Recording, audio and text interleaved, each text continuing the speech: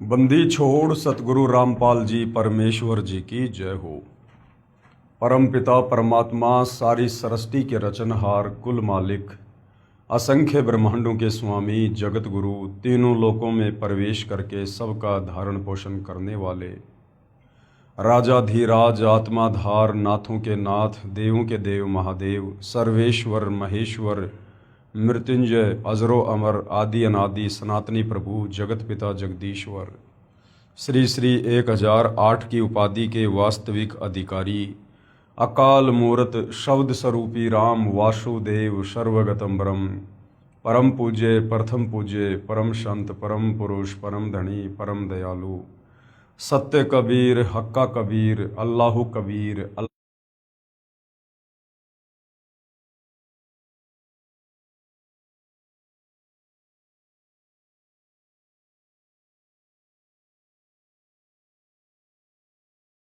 जगत के मुक्तिदाता जगत के जगन्नाथ हारे के सहारे हिंदुओं के राम मुसलमानों के अल्लाह सिखों के वाहिगुरु ईसाइयों के मसीह दया के सागर दयानिधि करुणा के सागर करुणानिधि स्वयंभू परिभू संकट मोचन कष्ट हरण मंगल करण दुख भंजन अविगत कबीर निर्विकार निर्विषम परमात्मा अलय अलेख सतगुरु आदि अनादि सतगुरु असली मर्यादा पुरुषोत्तम असली राम असली कृष्ण असली घनश्याम असली मुरारी राजाओं के राजा महाराजाओं के महाराजा शहंशाहों के शहंशाह सम्राटों के सम्राट भगवानों के भगवान अल्लाहों के अल्लाह प्रभुओं के प्रभु मसीहाओं के मसीह सच्चे वाहिगुरु बाबाओं के बाबा पीरों के पीर सेठों के सेठ जगत सेठ सावड़सा सेठ सर्वगुण संपन्न अनंत कोटि कलाओं के स्वामी अनंत कोटि ब्रह्मांडों के नायक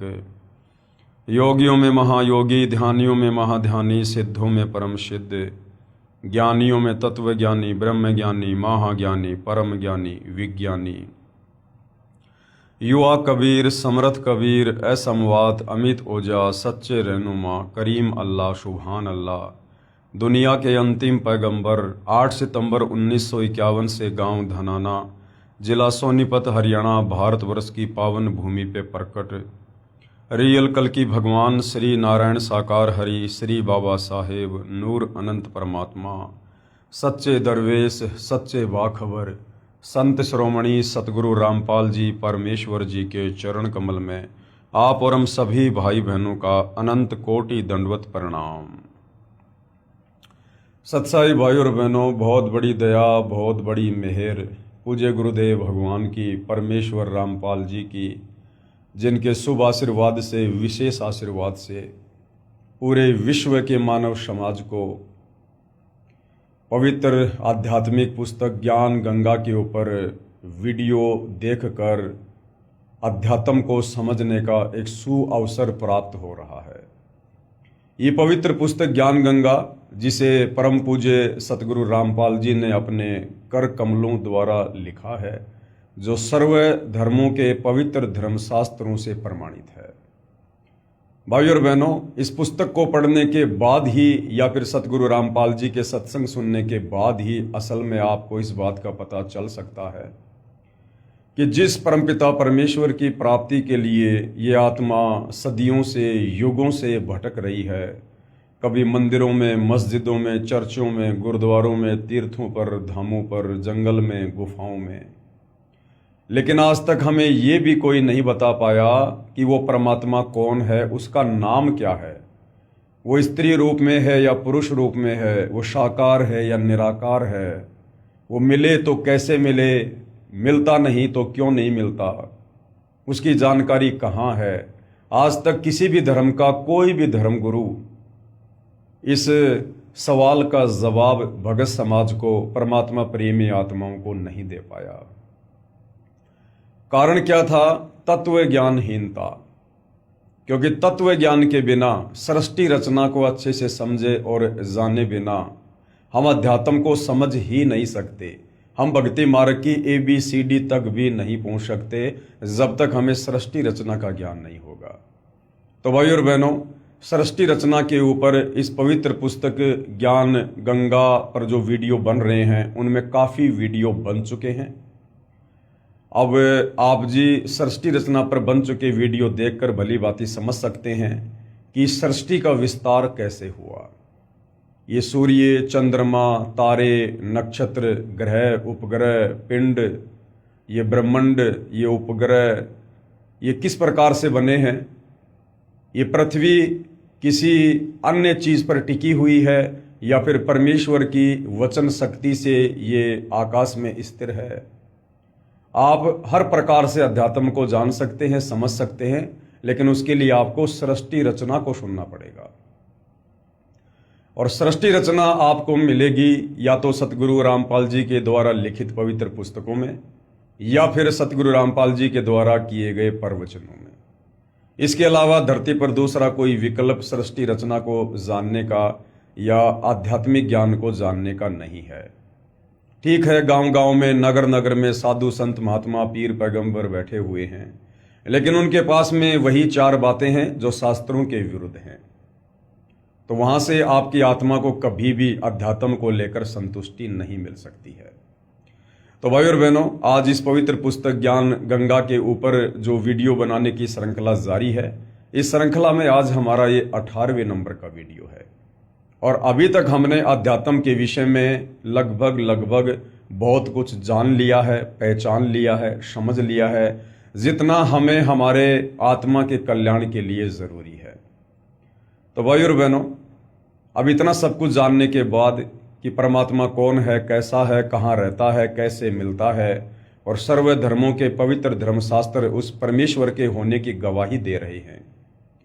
अब भाई और बहनों, अध्यात्म से जुड़ने के लिए, भक्ति की शुरुआत के लिए अब हमें आवश्यकता पड़ेगी गुरु की, पूर्ण संत की, जगत गुरु की, तत्वदर्शी संत की। क्योंकि गीता अध्याय 4 श्लोक नंबर 34 में गीता का ज्ञान देने वाला प्रभु, ब्रह्मा विष्णु महेश का पिता, दुर्गा का पति, जिसे ब्रह्म कहते हैं, काल भी कहते हैं, ये स्वयं कह रहा है कि अर्जुन, तू किसी तत्वदर्शी महात्मा की शरण में जा, उनकी खोज कर, उनको सर्वप्रथम दंडवत प्रणाम कर, उसके बाद आधीनी से उनके साथ पेश आ और सरलता पूर्वक कपट छोड़कर सवाल करने से वो तत्वज्ञानी महात्मा तुझे तत्व ज्ञान का उपदेश करेंगे, अर्थात तुझे भक्ति मार्ग पर लगाएंगे, तेरे से भक्ति की शुरुआत करवाएंगे। तत्वदर्शी संत के अलावा यथार्थ शास्त्र अनुकूल भक्ति की शुरुआत नहीं होती है। तो भाई और बहनों, सबसे बड़ी समस्या आप और हमारे सामने यानी भगत समाज के सामने ये ज्ञान सुनने के बाद, सृष्टि रचना को सुनने के बाद यही आएगी कि भाई पूर्ण संत कौन होता है, पूर्ण संत की क्या पहचान होती है, हम कैसे पहचान करें कि कौन संत सच्चा है। क्योंकि नगर नगर में, गांव गांव में आपको लाखों हजारों की संख्या में वर्तमान में साधु संत महात्मा बैठकर उपदेश करते हुए मिल जाएंगे। और उन साधु संत महात्माओं की वेशभूषा को देखकर और उनके भक्तों की भीड़ को देखकर आप यही सोचोगे कि बस दुनिया में इनके अलावा और कहीं कोई साधु संत महात्मा नहीं है। लेकिन भाई और बहनों, कबीर परमेश्वर जी की वाणी है कि दिखावे से कोई साधु संत महात्मा नहीं होता है। परमेश्वर कहते हैं कि कंठी माला सुमरणी पहने से क्या हो, ऊपर ढूंढा साधु का अंतर राख्या कोई। भारी दिखावा चाहे किसी ने कैसा भी कर रखा है, लेकिन यदि उसके पास शास्त्र अनुकूल सत भक्ति नहीं है, यदि उसे वास्तव में नाम दीक्षा देने का अधिकार नहीं है, गुरुपद रहकर प्रवचन करने का, कथा सुनाने का अधिकार नहीं है, तो वह पूर्ण संत नहीं है। यदि आप उसकी मीठी मीठी बातें सुनकर, चाहे वो कितनी बढ़िया संस्कृत बोले, कितनी ही धारा प्रवाह कथा कहे, यदि आप उसकी इस प्रकार की जो बाह्य आडंबर हैं, यदि आप उनको देखकर उन्हें पूर्ण संत मानकर उपदेश ले लेते हो और उनके द्वारा दिए गए शास्त्र विरुद्ध मनमुखी नामों का जाप करते हो, तो आप लक 84 योनि में जाकर गधे कुत्ते सुअर बनने से, नरक में जाकर असहनीय पीड़ा भोगने से और जन्म और मरण के चक्कर से बाहर नहीं निकल सकते हो। तो भाई और बहनों, वास्तव में पूर्ण संत कौन होता है, पूर्ण संत की क्या पहचान है और पूर्ण संत के क्या लक्षण हैं, ये हमें हमारे आध्यात्मिक सदग्रंथों से ही पता चलेगा। क्योंकि हमारे धर्म ग्रंथ भक्ति मार्ग का मूल हैं। ये भक्ति का संविधान है। जिस प्रकार कानून में, कानून की किताब जो होती है, भारत का जो संविधान है, वो विधान है, किस पर क्या धारा लगेगी, किस धारा में क्या सजा का प्रावधान है, ये कानून की किताब से ही पता चलेगा, संविधान से ही पता चलेगा। इसी प्रकार भक्ति मार्ग में पूर्ण संत कौन है, क्या उनके लक्षण है, कहाँ उनकी पहचान है, ये हमें भक्ति मार्ग के संविधान हमारे पवित्र सदग्रंथों से ही पता चलेगा। तो भाइयों और बहनों, आज हम सर्व धर्मों के पवित्र सदग्रंथों से ये निष्कर्ष निकालेंगे कि वास्तव में पूर्ण संत की क्या पहचान है और वर्तमान में धरती पर पूर्ण संत कौन है, कहाँ है और कैसे हमें उनकी शरण प्राप्त हो सकती है। ये पवित्र पुस्तक ज्ञान गंगा है, पेज नंबर 122 है। पूर्ण संत की पहचान, पवित्र सदग्रंथों से पूर्ण संत की पहचान। वेदों, गीताजी आदि पवित्र सदग्रंथों में प्रमाण मिलता है कि जब जब धर्म की हानि होती है, अब धर्म की हानि क्यों होती है? शास्त्र विरुद्ध साधना जब हद से ज्यादा बढ़ जाती है, जैसे वर्तमान में बढ़ी हुई है, तो उससे साधक को भक्ति करते करते भी किसी प्रकार का कोई लाभ नहीं मिलता है और अंत में वो साधक नास्तिकता की ओर चल पड़ता है कि भाई धरती पर भगवान नहीं है, जिस कारण से धरती पर अधर्म बढ़ने लगता है और धर्म की हानि होती है। जब जब धर्म की हानि होती है, वह अधर्म की वृद्धि होती है। अब भक्ति से कुछ लाभ होते नहीं, बेचारा थक जाता है, कावड़ ला ला के, पैदल यात्रा कर करके, मंदिरों में जल चढ़ा चढ़ा के, दूध चढ़ा चढ़ा के, मंदिर मस्जिद चर्च गुरुद्वारों में प्रार्थना कर करके अंत में वो गलत रास्ता अपना लेता है कि कुछ नहीं रखा भक्ति में, कहीं भगवान भगवान नहीं है। फिर वो घटिया कर्म करना शुरू कर देता है 2 पैसे कमाने के लिए। फिर चोरी, जारी, काला बाजारी, मिलावट, रिश्वत लेना, भ्रष्टाचार, इस प्रकार के घटिया कर्म करना शुरू कर देता है, क्योंकि शास्त्र विरुद्ध साधना करने के चलते उसे भगवान की भक्ति से कोई लाभ होता नहीं है और वो व्यक्ति फिर अंत में कुमार्ग पर निकल पड़ता है। तथा वर्तमान के नकली संत, महंत व गुरुओं द्वारा भक्ति मार्ग के स्वरूप को बिगाड़ दिया गया होता है।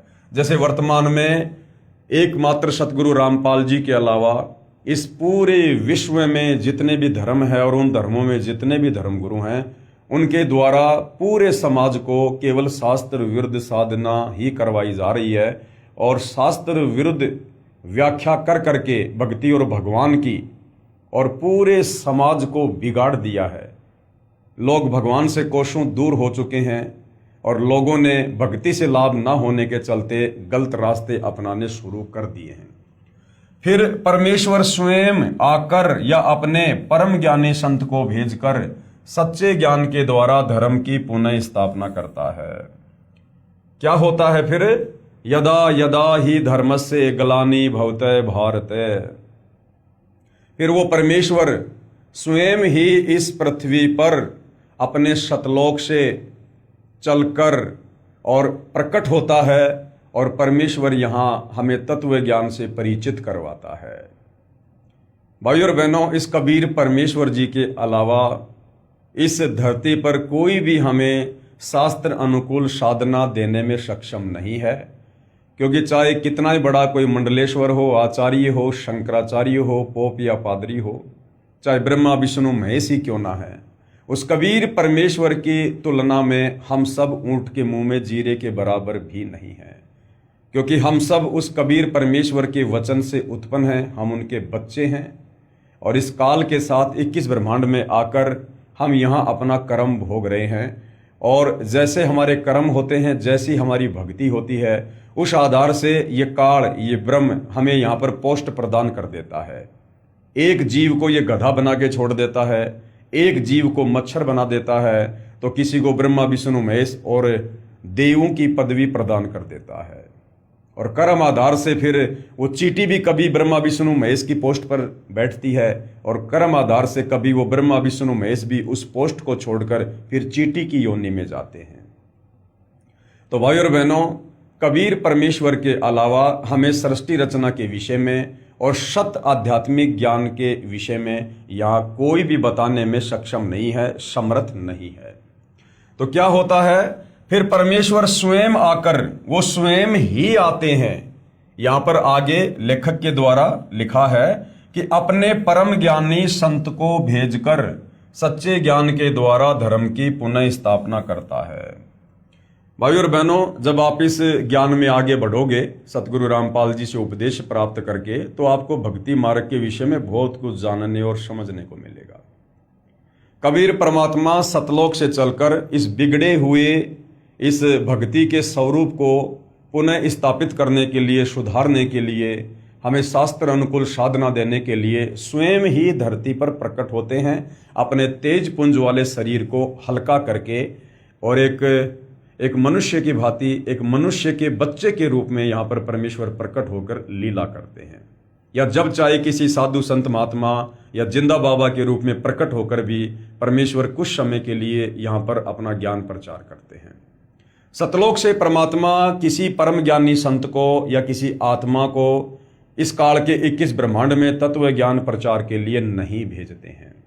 यहाँ पर पुस्तक के लेखक के द्वारा यह कहना कि परमात्मा अपने किसी परम ज्ञानी संत को सतलोक से भेजकर पुनः भक्ति के बिगड़े हुए स्वरूप को स्थापित करवाता है। तो भाई और बहनों, आपको बता दें कि सतलोक से परमात्मा कभी भी अपने किसी भी भगत को, किसी भी आत्मा को या किसी भी को संत या परम संत बनाकर इस काल के 21 ब्रह्मांड में तत्व ज्ञान प्रचार के लिए या आत्माओं के आत्म कल्याण के लिए नहीं भेजते हैं, क्योंकि ये परमात्मा स्वयं समर्थ है। ये अनंत कोटि कलाओं का स्वामी है और समर्थ का काम उसी को साजे और करे तो मूर्ख बाजे। यदि आपने सृष्टि रचना को अच्छे से पढ़ा है तो आपको पता होगा कि कबीर परमात्मा ने जब सतलोक में सृष्टि की रचना करनी चाहिए, उससे पहले अपने 12वें नंबर के पुत्र अचिंत से कहा कि बेटा, मैं तुझे शब्द शक्ति प्रदान करता हूं, आप सतलोक में रचना करो। लेकिन अचिंत सतलोक में रचना करने में सक्षम नहीं हो पाया। उसने अक्षर पुरुष की उत्पत्ति की, अक्षर पुरुष मानसरोवर में जाकर सो गया। वो अचिंत उस अक्षर पुरुष को निंद्रा से भी नहीं जगा पाया। और उसके बाद कबीर परमेश्वर ने कहा कि भाई अचिंत, तुम्हें छोटा सा ट्रेलर दिखाया गया था कि आगे चलकर मेरी किसी भी प्रकार की रचना में, मेरी लीला में तुम बाधा उत्पन्न ना कर सको। तो भाई और बहनों, सोचिए, जब कबीर परमेश्वर ने सृष्टि की शुरुआत में ही अपने बच्चों को साइड में कर दिया, उनको बाउंड कर दिया कि समर्थ का काम समर्थ ही कर सकता है, आप नहीं कर सकते हो। और विचार करने की बात है, वो अचिंत जो परमेश्वर का पुत्र है, वो सतलोक में मानसरोवर में मात्र नींद में सोए हुए अक्षर पुरुष को नहीं जगा पाया। तो सोचिए भाई और बहनों, आप और हम भाई बहन जो युगों युगों से इस काल के 21 ब्रह्मांडों में अज्ञान की निंद्रा में सोए पड़े हैं, भांग के नशे में हम यहाँ पर बेहोश हैं। सोचिए भाई और बहनों, वो सतलोक से भेजा गया कोई संत या परम संत हमें भला कैसे जगा देगा। तो समर्थ का काम समर्थ ही कर सकता है और समर्थ ही करता है। इसलिए कबीर परमात्मा स्वयं ही सतलोक से चलकर इस पृथ्वी पर तत्वदर्शी संत के रूप में प्रकट होकर आगे फिर अपना ज्ञान प्रचार करते हैं। अब भाइयों और बहनों, अगर यहाँ पर यह बात लिखी गई है तो इसका दूसरा पहलू हमें समझने की आवश्यकता है। फिर परमेश्वर स्वयं आकर या अपने परम ज्ञानी संत को भेजकर सच्चे ज्ञान के द्वारा धर्म की पुनः स्थापना करता है। अब परमेश्वर किस प्रकार से अपने परम ज्ञानी संत को यहां पर भेजता है, यह तो क्लियर है कि सतलोक से परमात्मा किसी भी हंस आत्मा को यहां ज्ञान प्रचार के लिए नहीं भेजते हैं, स्वयं ही आते हैं। अब दूसरा तरीका परमेश्वर ये अपनाते हैं कि जब जब परमेश्वर यहां पर प्रकट होते हैं जिंदा बाबा के रूप में, तत्वदर्शी संत के रूप में, उस समय परमेश्वर अपनी विशेष आत्मा को ये ज्ञान समझाते हैं। उस आत्मा को परमेश्वर नाम दीक्षा देते हैं और उसे अपना गवाह बनाने के लिए परमेश्वर उस आत्मा को सतलोक ले जाते हैं, उसे सारी सृष्टि रचना से परिचित करवाते हैं, इस काल के 21 ब्रह्मांडों की सृष्टि रचना से परिचित करवाते हैं और परमेश्वर उस आत्मा का ज्ञान योग खोल देते हैं और फिर उस आत्मा को पुनः शरीर में वापस भेज देते हैं। फिर वो आत्मा आगे परमेश्वर की महिमा को आंखों देखकर आगे बयान करती है, उस तत्व ज्ञान का प्रचार करती है। तो इस प्रकार से भी परमेश्वर यहाँ पर अपना ज्ञान प्रचार करवाते हैं। उदाहरण के लिए जैसे आदरणीय धर्मदास जी, आदरणीय गरीबदास जी, आदरणीय नानक जी, आदरणीय मलुकदास जी आदि आदि, जिन्होंने परमेश्वर के ज्ञान से परिचित होकर आंखों सतलोक देखकर उन्होंने यहाँ पर परमेश्वर के ज्ञान का प्रचार प्रसार किया। बाकी सतलोक से परमात्मा स्वयं ही आते हैं, अन्य किसी हंस आत्मा को नहीं भेजते हैं। तो आज इस पृथ्वी पर सतगुरु रामपाल जी जो सन 1994 से अपने यथार्थ 13वें कबीर पंथ का जो है प्रचार प्रसार कर रहे हैं, उस पंथ के माध्यम से परमेश्वर अपने तत्व ज्ञान का प्रचार कर रहे हैं। तो इस समय भाई और बहनों, ये जो कलयुग की बिचली पीढ़ी है, भक्ति का स्वर्णिम समय है, इस समय तो कबीर परमेश्वर जी ने स्वयं ही धरती पर आना था, प्रकट होना था। हम आगे इसी पवित्र पुस्तक में पढ़ेंगे कि 650 साल पहले कबीर परमेश्वर जी ने आदरणीय धर्मदास जी को कह दिया था, कबीर सागर में लिखवा दिया था कि धर्मदास 12वें पंथ में हम ही चल आवें, सब पंथों को मिटाकर एक पंथ चलावें। कि धर्मदास जब 12वां कबीर पंथ चलेगा और 12वें कबीर पंथ का जो प्रवर्तक होगा वो गरीबदास होगा, और उस पंथ में फिर आगे चलकर मैं स्वयं ही आऊंगा और एक नए पंथ की शुरुआत करके फिर सभी आत्माओं को तत्व ज्ञान देकर, सृष्टि रचना समझाकर, भक्ति मार्ग बताकर और उन्हें सतलोक लेकर जाऊंगा। तो आज धरती पर स्वयं कबीर परमात्मा सतगुरु रामपाल जी के नाम से प्रकट हैं। फिर परमेश्वर स्वयं आकर या अपने परम ज्ञानी संत को भेजकर सच्चे ज्ञान के द्वारा धर्म की पुनः स्थापना करता है। वह भक्ति मार्ग को शास्त्रों के अनुसार समझाता है। जो परम संत होता है, पूर्ण संत होता है, उसकी क्या पहचान है कि वो भक्ति मार्ग को शास्त्रों को आधार बनाकर समझाता है। अन्य धर्म गुरुओं की तरह मनमुखी रूप से प्रवचन नहीं करता है। परम संत का जो भी सत्संग होगा, जो भी उपदेश होगा, जो भी नियम और मर्यादा होगी, जो भी उनके मंत्र होंगे, जो भी धर्म कर्म होंगे, वो शास्त्रों के अनुसार होंगे, वो शास्त्रों से प्रमाणित होंगे। वह भक्ति मार्ग को शास्त्रों के अनुसार समझाता है। उसकी पहचान होती है कि वर्तमान के धर्म गुरु उसके विरोध में खड़े होकर राजा व प्रजा को गुमराह करके उसके ऊपर अत्याचार करवाते हैं। कबीर साहिब जी अपनी वाणी में कहते हैं कि जो मम संत सत शब्द दृढ़ावे, वाके संग सब राड बढ़ावे, या सब संत महंतन की करनी, धर्मदास में तो से वर्णी। कबीर परमात्मा जी ने 650 साल पहले कह दिया था, कबीर सागर में लिखवा दिया था कि धर्मदास जो सच्चा संत होगा, जो पूर्ण संत होगा, उसकी एक पहचान ये है कि जब वो इस काल के लोक में आकर सृष्टि रचना बताएगा। अब सृष्टि रचना में इस काल का, दुर्गा का सारा पाखंड उजागर करना होता है, और ये बात इस काल को रास नहीं आती है, जिस कारण से सृष्टि रचना बताने वाले उस परम संत के विरुद्ध वो अपने नकली साधु संतों को प्रेरित करके उसके विरुद्ध खड़ा कर देता है, उसके खिलाफ खड़ा कर देता है। जिस प्रकार वर्तमान में सतगुरु रामपाल जी सृष्टि रचना बता रहे हैं, सत्य आध्यात्मिक ज्ञान का प्रचार कर रहे हैं, आत्माओं को काल के बंधन से छुड़वाने वाली भक्ति दे रहे हैं, जो काल को रास नहीं आ रहा है। और किस प्रकार से सन 1994 से इस भक्ति मार्ग की प्रचार प्रसार में सतगुरु रामपाल जी को अकल्पनीय संघर्षों का सामना करना पड़ रहा है। सन 2006 में क्रोथा कांड हुआ, 21 महीने निर्दोष होते हुए जेल में रहे।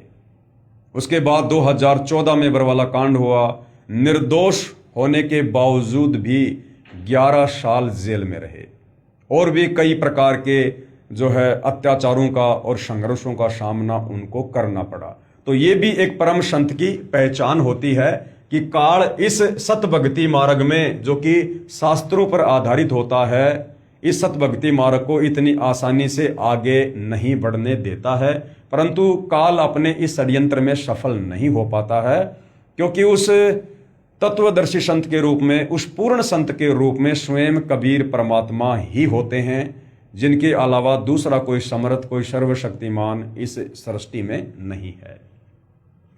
जो मम संत शत शब्द दृढ़ावे, वाके संग सब राड बढ़ावे, या सब संत महंतन की करनी, धर्मदास में तो से वर्णी। कबीर साहिब अपने प्रिय शिष्य धर्मदास को इस वाणी में यह समझा रहे हैं कि जो मेरा संत सत भक्ति मार्ग को बताएगा, यानी शास्त्र अनुकूल साधना समाज से करवाएगा, उसके साथ सभी संत व महंत झगड़ा करेंगे, ये उसकी पहचान होगी।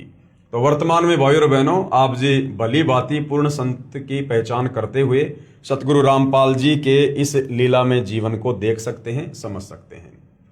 दूसरी क्या पहचान होगी? दूसरी पहचान, वह संत सभी धर्म ग्रंथों का पूर्ण जानकार होता है। जो तत्वदर्शी संत होगा, जो पूर्ण संत होगा, वो केवल जिस धर्म में प्रकट होता है और सांसारिक दृष्टि में लोगों की नजरों में जन्म लेकर आया हुआ होता है, वो जो भी ज्ञान बताएगा वो ना केवल उस धर्म में प्रकट होने के कारण मात्र उस धर्म के शास्त्रों का ही नहीं, अपितु पूरे विश्व के धर्म शास्त्रों का वो ज्ञाता होगा। आज वर्तमान में सतगुरु रामपाल जी के अलावा ऐसा पूर्ण संत आपको कहीं भी देखने को नहीं मिलेगा। सतगुरु रामपाल जी ने हिंदुओं के चारों वेद, पवित्र गीता जी, 18 पुराण, साथ में हिंदू धर्म में पूर्व में हो चुके नामी गिरामी साधु संत महात्माओं के जो ग्रंथ है, उनसे भी भक्ति मार्ग को सिद्ध किया है। मुसलमान भाइयों की 4 कतेब, तौरात, जबूर, इंजिल, कुरान शरीफ, कुरान मस्जिद और अन्य महापुरुषों की जीवनी जो पैगंबर यानी अवतार के तौर पर आ चुके हैं, उससे सतगुरु रामपाल जी ने निष्कर्ष निकाल के समाज को शत भक्ति बताई है। सिख भाइयों का गुरु ग्रंथ साहिब, इससे भी सतगुरु रामपाल जी ने सृष्टि रचना को, पूर्ण संत की पहचान और भक्ति मार्ग को साबित करके बताया है। साथ ही ईसाइयों की बाइबल से भी परमपिता परमेश्वर ने सृष्टि रचना को और शास्त्र अनुकूल साधना को सिद्ध करके दिखाया है। तो सतगुरु रामपाल जी के अलावा आज इस धरती पर पूरे विश्व के समस्त धर्मों के धर्मशास्त्रों का ज्ञाता आपको कहीं भी नजर नहीं आएगा, क्योंकि पूर्ण संत के अलावा कोई भी साधु संत महात्मा पूरे विश्व की समस्त भाषाओं का ज्ञाता नहीं हो सकता। कोई भी साधु संत महात्मा कबीर परमेश्वर के अलावा सर्वज्ञ नहीं हो सकता है। और आपको जानकर भाइयों और बहनों आश्चर्य होगा, आदरणीय गरीबदास जी जो गांव छुड़ानी, जिला झज्जर, हरियाणा में लगभग 300 वर्ष पहले हुए थे, जिनको सतलोक से चलकर जिंदा बाबा के रूप में कबीर परमेश्वर मिले थे, उनके शरीर से आत्मा को निकालकर सतलोक लेकर गए थे। उन्हें सर्व सृष्टि से परिचित करवाया, सतलोक से परिचित करवाया, काल के 21 ब्रह्मांड से उनको परिचित करवाया, उनका ज्ञान योग खोला और वापस उनकी आत्मा को शरीर में जो है वो प्रवेश किया। उसके बाद आदरणीय गरीबदास जी ने 24,000 वाणियों युक्त सदग्रंथ साहिब की रचना की, जिसको 5वां वेद सूक्ष्म वेद भी कहा जाता है। और इस 5वें वेद सूक्ष्म वेद की सबसे बड़ी खासियत यह है कि इसमें विश्व के सभी देशों की भाषाओं के शब्दों का समावेश है। और 300 साल से आदरणीय गरीबदास जी के सदग्रंथ साहिब के ऊपर किसी भी साधु संत महात्मा ने, यहां तक कि गरीबदास पंथ के संतों ने भी खुलासा नहीं किया, जो है उसका खोलकर जनता के सामने विश्लेषण नहीं किया। केवल सतगुरु रामपाल जी जो सन 1993 से आदरणीय गरीबदास जी के सदग्रंथ साहिब को खोल कर बता रहे हैं, जिस सदग्रंथ साहिब में लगभग 300 से ज्यादा देशों की भाषाओं के शब्दों का समावेश है। तो भाइयों और बहनों, ऐसा अद्भुत कारनामा, ऐसा अद्भुत करिश्मा पूर्ण परमेश्वर के अलावा तत्वदर्शी संत के रूप में और कोई भी नहीं कर सकता है। तो दूसरी पहचान है, वह संत सभी धर्म ग्रंथों का पूर्ण जानकार होता है। प्रमाण सतगुरु गरीबदास जी की वाणी में, सतगुरु के लक्षण कहूं मधुरे बैन विनोद, 4 वेद 6 शास्त्र कहे 18 बोध। आदरणीय गरीबदास जी क्या कहते हैं कि मैं आपको पूर्ण सतगुरु के, पूर्ण संत के लक्षण बताता हूं। मधुरे बैन विनोद, उसकी भाषा बड़ी प्यार और प्रेम वाली होगी। 4 वेद 6 शास्त्र, वो चारों वेदों का पूर्ण ज्ञाता होगा। 6 शास्त्रों का पूर्ण ज्ञाता होगा और कई 18 बोध और 18 प्रकार का ज्ञान। जैसे चारों वेद ये एक ज्ञान है, 18 पुराण ये एक ज्ञान है, 6 शास्त्र ये एक ज्ञान है। इस प्रकार वह 18 ज्ञान का कंप्लीट जानकार होगा। तो भाई और बहनों, ये लक्षण आपको वर्तमान में परम पूज्य सतगुरु रामपाल जी के अलावा इस विश्व में 21 ब्रह्मांड में कहीं भी देखने और सुनने को नहीं मिलेगा। तो ये भी एक पहचान है कि सतगुरु रामपाल जी वर्तमान में धरती पर पूर्ण संत है, जिनसे उपदेश लेकर हम अपनी आत्मा का कल्याण करवा सकते हैं। सतगुरु गरीबदास जी महाराज अपनी वाणी में पूर्ण संत की पहचान बता रहे हैं कि वह चारों वेदों, 6 शास्त्रों, 18 पुराणों आदि सभी ग्रंथों का पूर्ण जानकार होगा, अर्थात उनका सार निकाल कर बताएगा, निष्कर्ष निकाल कर बताएगा। यजुर्वेद अध्याय 19 मंत्र 25 और 26 में लिखा है कि वेदों के अधूरे वाक्यों अर्थात सांकेतिक शब्दों व 1/4 श्लोकों को पूरा करके विस्तार से बताएगा। वह 3 समय की पूजा बताएगा। आज आप सोशल मीडिया पर देख रहे होंगे कि भाई आने वाला समय विनाशकारी है, युग परिवर्तन का समय है, और लोग बार बार कह रहे हैं कि वही बचेगा जो त्रिकाल संध्या करेगा, जो त्रिकाल संध्या करेगा, जो माधव नाम का जाप करेगा। अब भाई और बहनों, वर्तमान में सतगुरु रामपाल जी के अलावा इस धरती पर किसी के पास त्रिकाल संध्या नहीं है। हाँ, मनमुखी रूप से जो मर्जी 300 में आरती करो, परंतु वास्तविक जो त्रिकाल संध्या है, जो वास्तव में आप और हमारा युग परिवर्तन के समय बचाव करेगी, जिस त्रिकाल संध्या को करने के चलते हमारी आत्मा का कल्याण होगा, वो त्रिकाल संध्या यानी 3 समय की आरती सिर्फ और सिर्फ सतगुरु रामपाल जी के पास है। और सतगुरु रामपाल जी से उपदेश प्राप्त करने के बाद ही आप उस त्रिकाल संध्या का पाठ करके लाभ उठा सकते हो। वह 3 समय की पूजा बताएगा। सुबह पूर्ण परमात्मा की पूजा, जिसको नित्य नियम कहते हैं, हम सभी उपदेश प्राप्त भगत भाई बहन करते हैं। दोपहर को विश्व के देवताओं का सत्कार, दोपहर की आरती हम जो करते हैं उसको असुर निकंदन रमैनी कहते हैं, जिसमें देवी देवताओं का सत्कार है, उनकी स्तुति है। वह संध्या आरती अलग से बताएगा। और शाम के समय हम सभी भगत भाई बहन संध्या आरती करते हैं। सुबह का नित्य नियम, दोपहर की असुर निकंदन रमैनी और शाम की संध्या आरती, यह है त्रिकाल संध्या। अब ये त्रिकाल संध्या कैसे करनी है, क्या है, इसमें क्या क्या वाणियां हैं, ये जब आप सतगुरु रामपाल जी से उपदेश प्राप्त कर लेंगे, उसके बाद आपको त्रिकाल संध्या की एक पुस्तिका दी जाएगी, उससे हमने पाठ करना होता है। दोपहर को विश्व के देवताओं का सत्कार व संध्या आरती अलग से बताएगा। वह जगत का उपकारक संत होगा, यानी वो जगत का भला चाहने वाला, आत्माओं का उद्धारक होगा, जगत का तारणहार होगा। यजुर्वेद अध्याय 19 मंत्र 25, ये श्लोक आप जियों के सामने है, आप जी पढ़ सकते हैं। यहाँ गुरुदेव ने प्रत्येक शब्द का हिंदी के साथ अनुवाद भी किया है। हम सीधा इसके भावार्थ पर चलेंगे कि यह श्लोक क्या कहना चाहता है।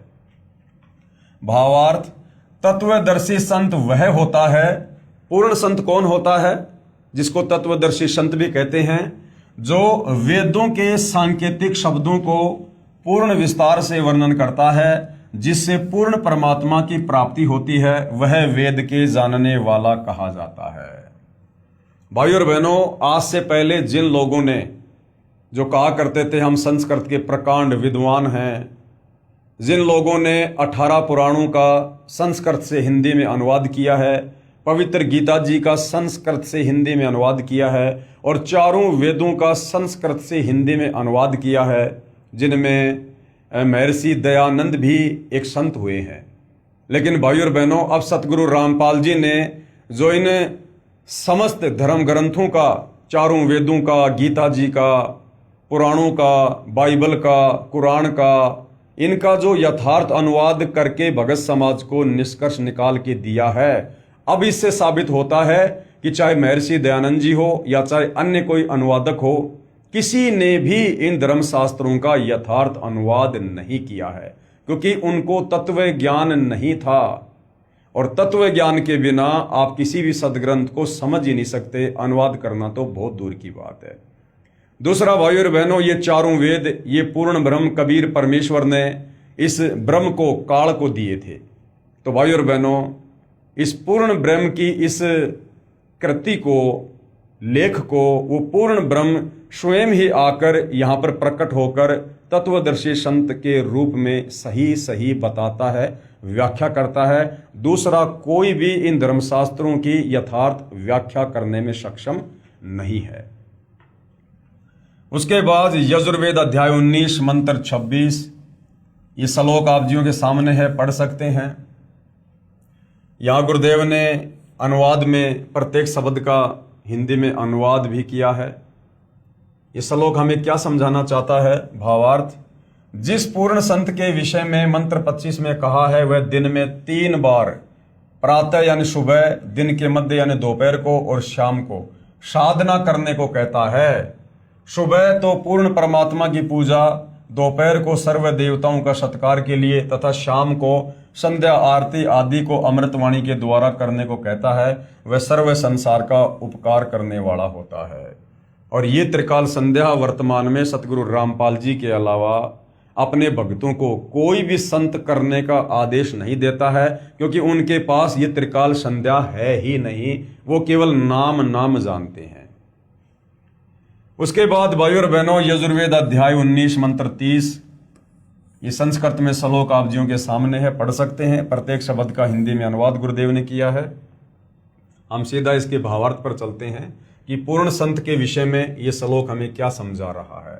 भावार्थ, पूर्ण संत उसी व्यक्ति को शिष्य बनाता है जो सदाचारी रहे, अभक्ष्य पदार्थों का सेवन व नशीली वस्तुओं का सेवन न करने का आश्वासन देता है। पूर्ण संत उसी से दान ग्रहण करता है जो उसका शिष्य बन जाता है, फिर गुरुदेव से दीक्षा प्राप्त करके फिर दान दक्षिणा करता है, उससे श्रद्धा बढ़ती है, श्रद्धा से सतभक्ति करने से अविनाशी परमात्मा की प्राप्ति होती है, अर्थात पूर्ण मोक्ष होता है। पूर्ण संत भिक्षा व चंदा मांगता नहीं फिरेगा। क्या कहा गया है कि जो पूर्ण संत होता है, तत्वदर्शी संत होता है, जिसका मकसद आत्माओं का कल्याण करना होता है, वो केवल उन्हीं लोगों को दीक्षा देता है, उन्हीं को अपना शिष्य बनाता है जो किसी भी प्रकार से मांस ना खाने की प्रतिज्ञा करता है, किसी भी प्रकार का नशा ना करने की प्रतिज्ञा करता है, नेक नीति और सदाचारी जीवन जीने की जो प्रतिज्ञा करता है, अर्थात जो भक्ति के नियम तत्वदर्शी संत बताता है। यदि कोई उन तमाम नियमों को फॉलो करने के लिए संकल्प करता है, यश करता है, तो ही तत्वदर्शी संत यानी पूर्ण संत उसे अपना शिष्य बनाएगा। वो किसी पैसे या धन के लालच में या अपने भक्तों की भीड़ दिखाने की होड़ में जो है किसी को उपदेश नहीं देता है। तो ये लक्षण भी भाइयों और बहनों वर्तमान में जगत गुरु तत्वदर्शी सतगुरु रामपाल जी में ही देखने को मिलेगा। बाकी तो केवल अपने शिष्यों की भीड़ इकट्ठा कर रहे हैं अपने धार्मिक धंधे के लिए, 4 पैसे कमाने के लिए। कबीर गुरु बिन माला फेरते और गुरु बिन देते दान, गुरु बिन दोनों निष्फल है, भाई पूछो वेद पुराण। तीसरी पहचान क्या बताई है पूर्ण संत की, तत्वदर्शी संत की? 3 प्रकार के मंत्रों यानी नाम को 3 बार में उपदेश करेगा। अब भाइयों और बहनों, इस पृथ्वी पर वर्तमान में सतगुरु रामपाल जी के अलावा 3 बार में नाम दीक्षा और तीनों बार अलग अलग मंत्र इस पृथ्वी पर सतगुरु रामपाल जी के अलावा अन्य कोई भी साधु संत महात्मा उपदेश रूप में नहीं देता है। और यदि देता है तो उसके वो नाम जाप मंत्र शास्त्रों से मेल नहीं खाते हैं, जिस कारण से उन्हें पूर्ण संत की संज्ञा में नहीं लिया जा सकता है। अब सतगुरु रामपाल जी जो 3 बार में दीक्षा दे रहे हैं और तीनों बार में जो अलग अलग नाम उपदेश कर रहे हैं, वो हमारी गीता जी भी प्रमाणित कर रही है और कबीर सागर भी प्रमाणित कर रहा है और आदरणीय गरीबदास जी का सूक्ष्म वेद भी प्रमाणित कर रहा है। क्योंकि पहले ही बता दिया जा चुका है पूर्ण संत की दूसरी पहचान में कि वो जो भी धर्म कर्म अपने शिष्यों से करवाएगा वो शास्त्रों से प्रमाणित होगा। तो सतगुरु रामपाल जी जो भी नाम उपदेश देते हैं सुमरण करने के लिए, वो शास्त्रों से प्रमाणित है, जिसका प्रमाण अभी आपको आगे दिखाएंगे। तो तीसरी पहचान क्या है पूर्ण संत की? 3 प्रकार के मंत्रों यानी नाम को 3 बार में उपदेश करेगा, जिसका वर्णन कबीर सागर ग्रंथ पेज नंबर 265 बोध सागर में मिलता है, और गीता जी के अध्याय नंबर 17 श्लोक नंबर 23 में भी मिलता है। गीता अध्याय 17 श्लोक नंबर 23, ओम तत् सत इति निर्देशे ब्रह्मणे त्रिविध समर्थ।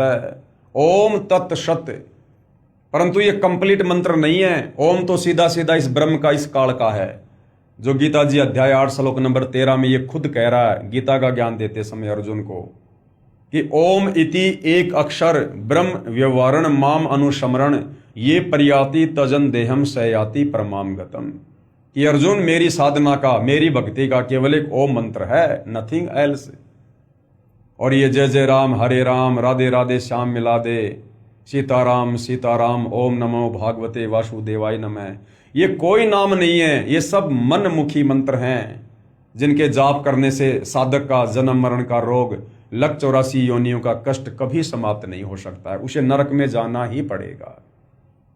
तो गीता जी में जिन 3 नामों का जो जिक्र है, अध्याय 17 श्लोक 23 ओम तत् सत, तो ओम तो सीधा सीधा इस काल ब्रह्म का है।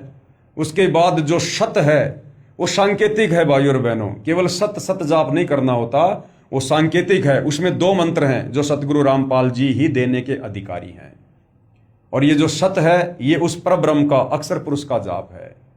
सतलोक जाते समय हमने उसके 7 संग ब्रह्मांडों से गुजर कर जाना होता है, इसलिए हमने उसका टैक्स पे करना होता है, जो हम सत जाप करते हैं। उसके बाद सत ओम तत् सत, तीसरा है वो पूर्ण ब्रह्म का मंत्र है, कबीर परमेश्वर जी की साधना का मंत्र है। उसमें कौन कौन से नाम हैं वो सतगुरु रामपाल जी ही देने के अधिकारी हैं, जिसका वर्णन कबीर सागर ग्रंथ पृष्ठ नंबर 265 बोध सागर में मिलता है, और गीता जी के अध्याय नंबर 17 श्लोक नंबर 23 व शाम वेद संख्या नंबर 822 में भी मिलता है। कबीर सागर में अमर मूल बोध सागर पेज नंबर 265, देखिए भाई और बहनों, ये प्रमाण आप जियों के सामने है। क्या लिखा हुआ है, तब कबीर अस कव्वे लीना ज्ञान भेद सकल कह दीना, धर्मदास मैं कहूं विचारी जेते निभै सब संसारी। प्रथम ही शिष्य होए जो आई, जो प्रथम बार शिष्य बनने के लिए आता है, उपदेश लेने के लिए आता है, ता कहे पान देऊं तुम भाई। ये धर्मदास जो पहली बार नाम उपदेश लेने के लिए आता है, उसको पान परवाना यानी जो प्रथम मंत्र होता है, जिसमें 7 मंत्र हैं, जो वर्तमान में केवल सतगुरु रामपाल जी ही देते हैं, अन्य संतों के पास नहीं है, ना वो अधिकारी हैं। तो जो प्रथम बार नाम उपदेश लेने के लिए आता है, उसको पान परवाना दिया जाता है, उसको प्रथम मंत्र दिया जाता है। उसके बाद जब देखूं तुम दृढ़ता ज्ञाना, उसके बाद जब उस भगत में थोड़ी सी वो दृढ़ता देखते हैं कि ये भक्ति सही कर रहा है, इसकी रुचि है, उसके बाद ता कह कहूं शब्द परवाना, उसके बाद उसको शब्द दिया जाता है, फिर उसको सतनाम दिया जाता है जो 2 मंत्र का है। गीता अध्याय 17 श्लोक नंबर 23 में ओम के बाद में जो सत है वो सतनाम है, उसमें 2 मंत्र हैं। उसके बाद सतगुरु रामपाल जी वो 2 मंत्र देते हैं। और तीसरी बार में शब्द माही जब निश्चय आवे, जब उसके सतनाम की भक्ति कमाई को पूर्ण संत देख लेगा कि ये सतनाम की कमाई मर्यादा में रह के कर रहा है और इसकी सतनाम की कमाई पूरी हो चुकी है, उसके बाद उसको तीसरा मंत्र दिया जाता है, ता कहें ज्ञान अगाध सुनावे। उसके बाद उसे वो पूर्ण ब्रह्म का मंत्र जाप दिया जाता है, सार नाम। उसके बाद दोबारा फिर समझाया है कि बालक सम है जाकर ज्ञाना, तासु कहूं वचन परवाना। जो प्रथम बार नाम दीक्षा लेने आता है, जिसको अध्यात्म के विषय में कुछ भी पता नहीं होता है, जो बालक की तरह होता है, उसको वचन परवाना यानी उसको पान परवाना वो प्रथम नाम दिया जाता है, जिसमें 7 मंत्र हैं। जाको सूक्ष्म ज्ञान है भाई, ताको सुमरण देऊं लखाई। उसके बाद जब उसकी दृढ़ता को देखते हैं कि इसकी भक्ति में रुचि बढ़ रही है, फिर उसके बाद उसको सुमरण दिया जाता है, श्वास ऊं श्वास का सुमरण, वो 2 मंत्र का, जिसको सतनाम कहते हैं। तीसरी बार में ज्ञान गम में जाको पुनि होई, सार शब्द जाको कैसोई। उसके बाद में उसको 3 मंत्र का पूर्ण ब्रह्म परमेश्वर का सार नाम दिया जाता है। जाको होए दिव्य ज्ञान प्रवेशा, ताको कहे तत्व ज्ञान उपदेशा।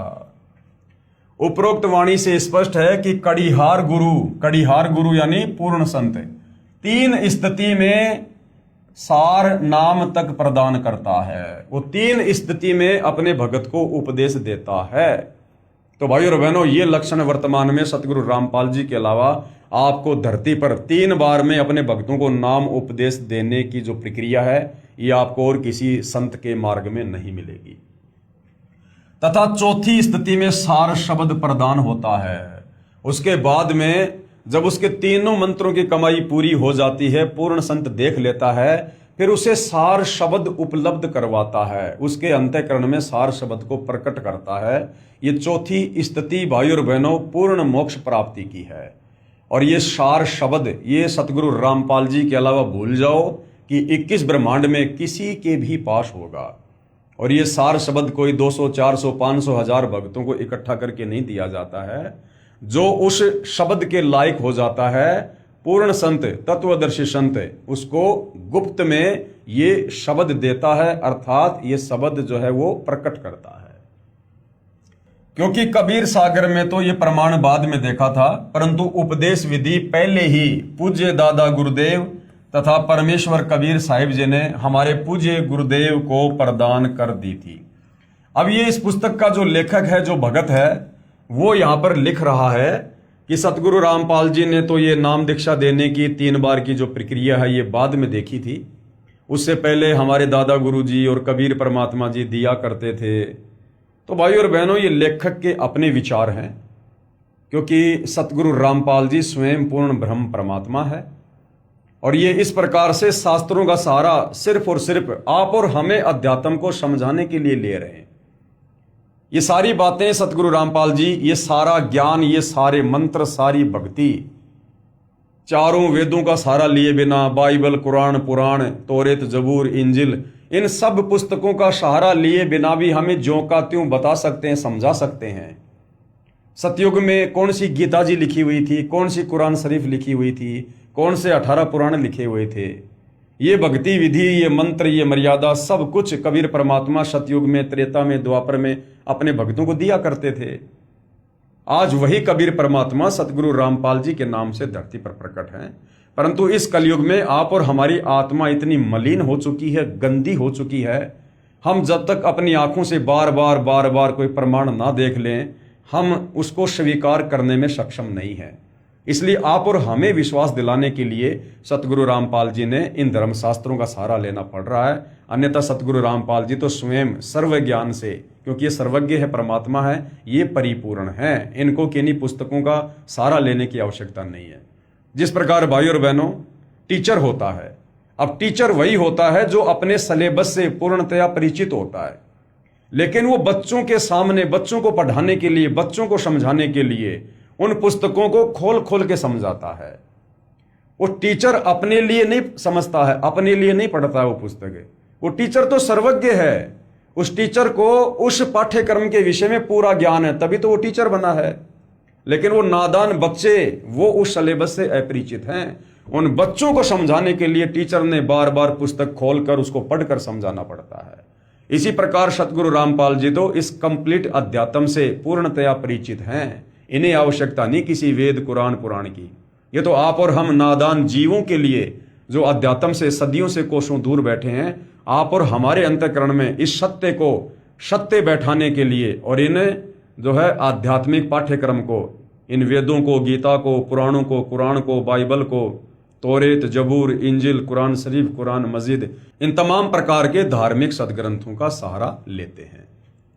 तो सतगुरु रामपाल जी को आवश्यकता नहीं है, जो हमारे को शुरू से ही 3 बार में नाम दान की दीक्षा करते आ रहे हैं।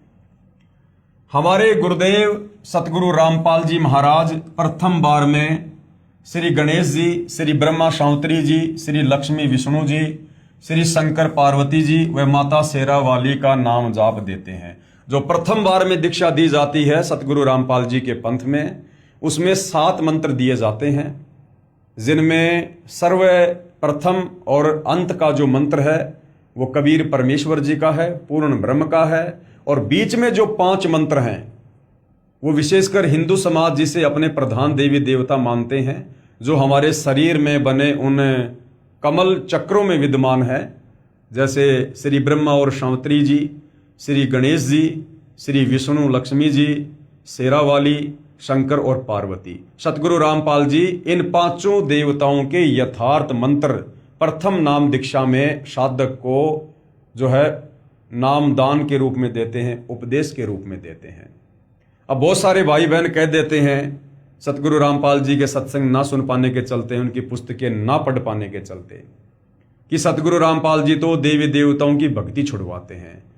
भाई जब आप सतगुरु रामपाल जी के प्रवचन सुनोगे तब आपको समझ में आएगा कि सतगुरु रामपाल जी देवी देवताओं की भक्ति नहीं छुड़वाते, वरन सतगुरु रामपाल जी तो देवी देवताओं की यथार्थ भक्ति हिंदू समाज से करवा रहे हैं, पूरे विश्व के मानव से करवा रहे हैं।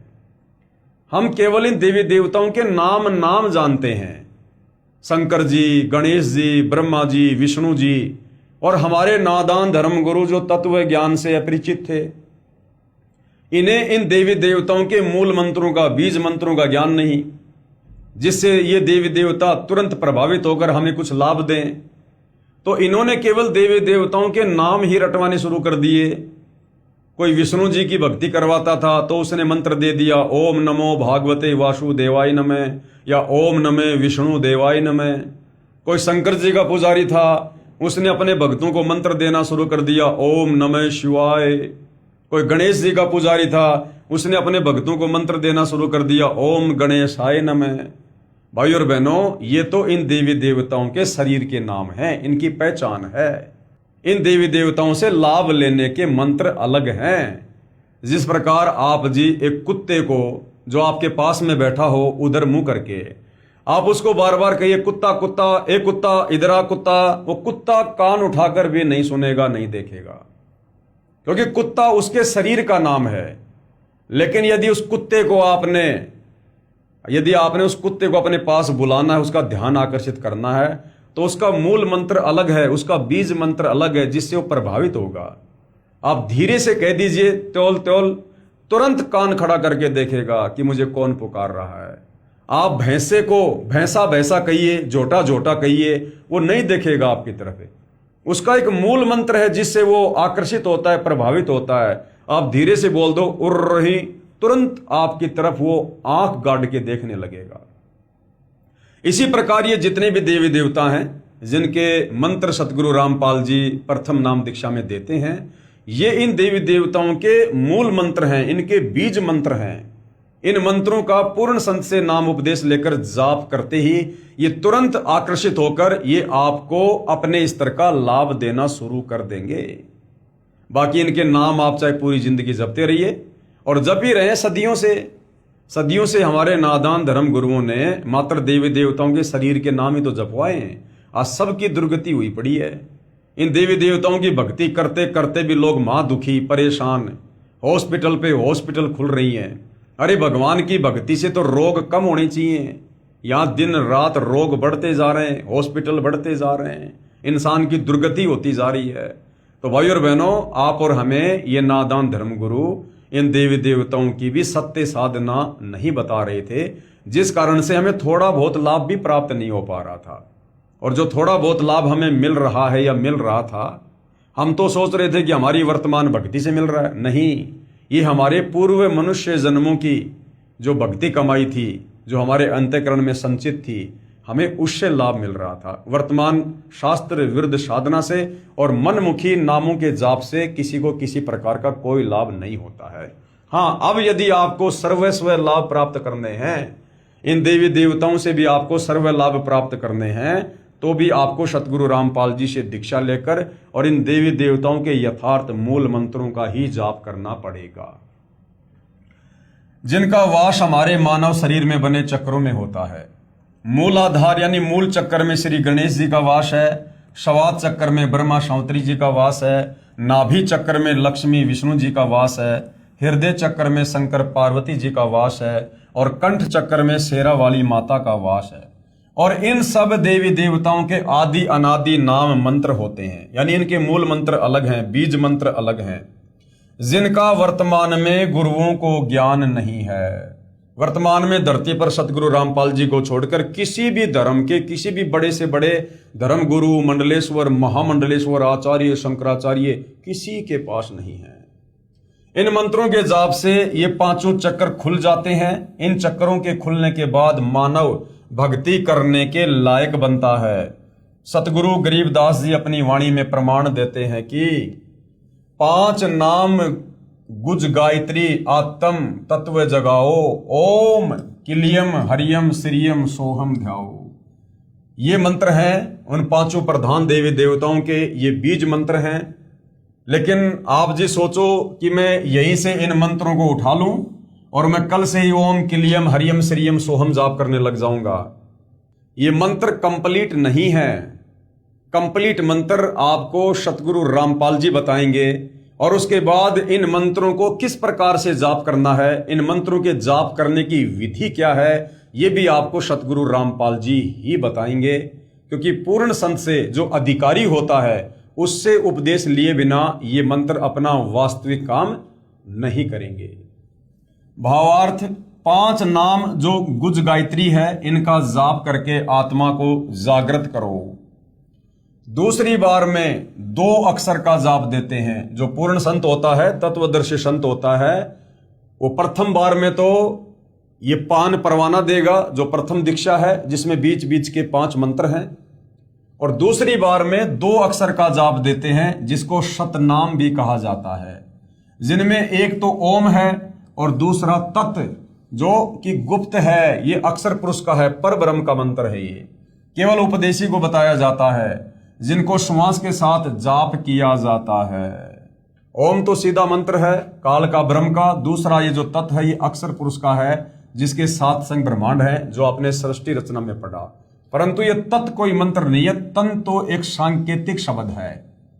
इस तत् के पीछे कौन सा मंत्र छुपा हुआ है जिसका जाप करने से ये कंप्लीट मंत्र बनेगा और हमें लाभ होगा, ये सतगुरु रामपाल जी ही अपने उपदेशी भगत को बताते हैं। फिर तीसरी बार में सारनाम देते हैं जो कि पूर्ण रूप से गुप्त है। तीसरी बार में जो सारनाम दिया जाता है वो पूर्ण रूप से गुप्त है, वो किसी को सार्वजनिक नहीं बताया जाता, खोलकर नहीं बताया जाता। उपदेशी को ही सतगुरु रामपाल जी बताते हैं जब देख लेते हैं कि ये व्यक्ति तीसरे मंत्र सारनाम के योग्य हो चुका है। अब भाई और बहनों, 3 बार में नाम जाप देने का प्रमाण पवित्र गीता जी में कहां लिखा हुआ है, ताकि हमें विश्वास हो और हम पूर्ण संत की पहचान करके तुरंत उनसे नाम उपदेश लेकर अपनी आत्मा का कल्याण करवाने की दिशा में आगे बढ़े। तो 3 बार में नाम जाप देने का जो पहला प्रमाण था वो आपने कबीर सागर में देख लिया। अब आपको पवित्र गीता जी में दिखाते हैं। अध्याय 17 श्लोक नंबर 23, ओम तत् सत, ये है वो 3 मंत्र भाई और बहनों। ये ओम तो सीधा सीधा इस 21 ब्रह्मांड के स्वामी काल का है। दूसरा जो ये तत् है ये 7 संग ब्रह्मांड के स्वामी अक्षर पुरुष का है। और तीसरा जो सत है ये पूर्ण ब्रह्म परमात्मा कबीर साहिब का है। तो सतगुरु रामपाल जी के अलावा ये मंत्र धरती पर किसी के पास नहीं है और ना कोई देने का अधिकारी है।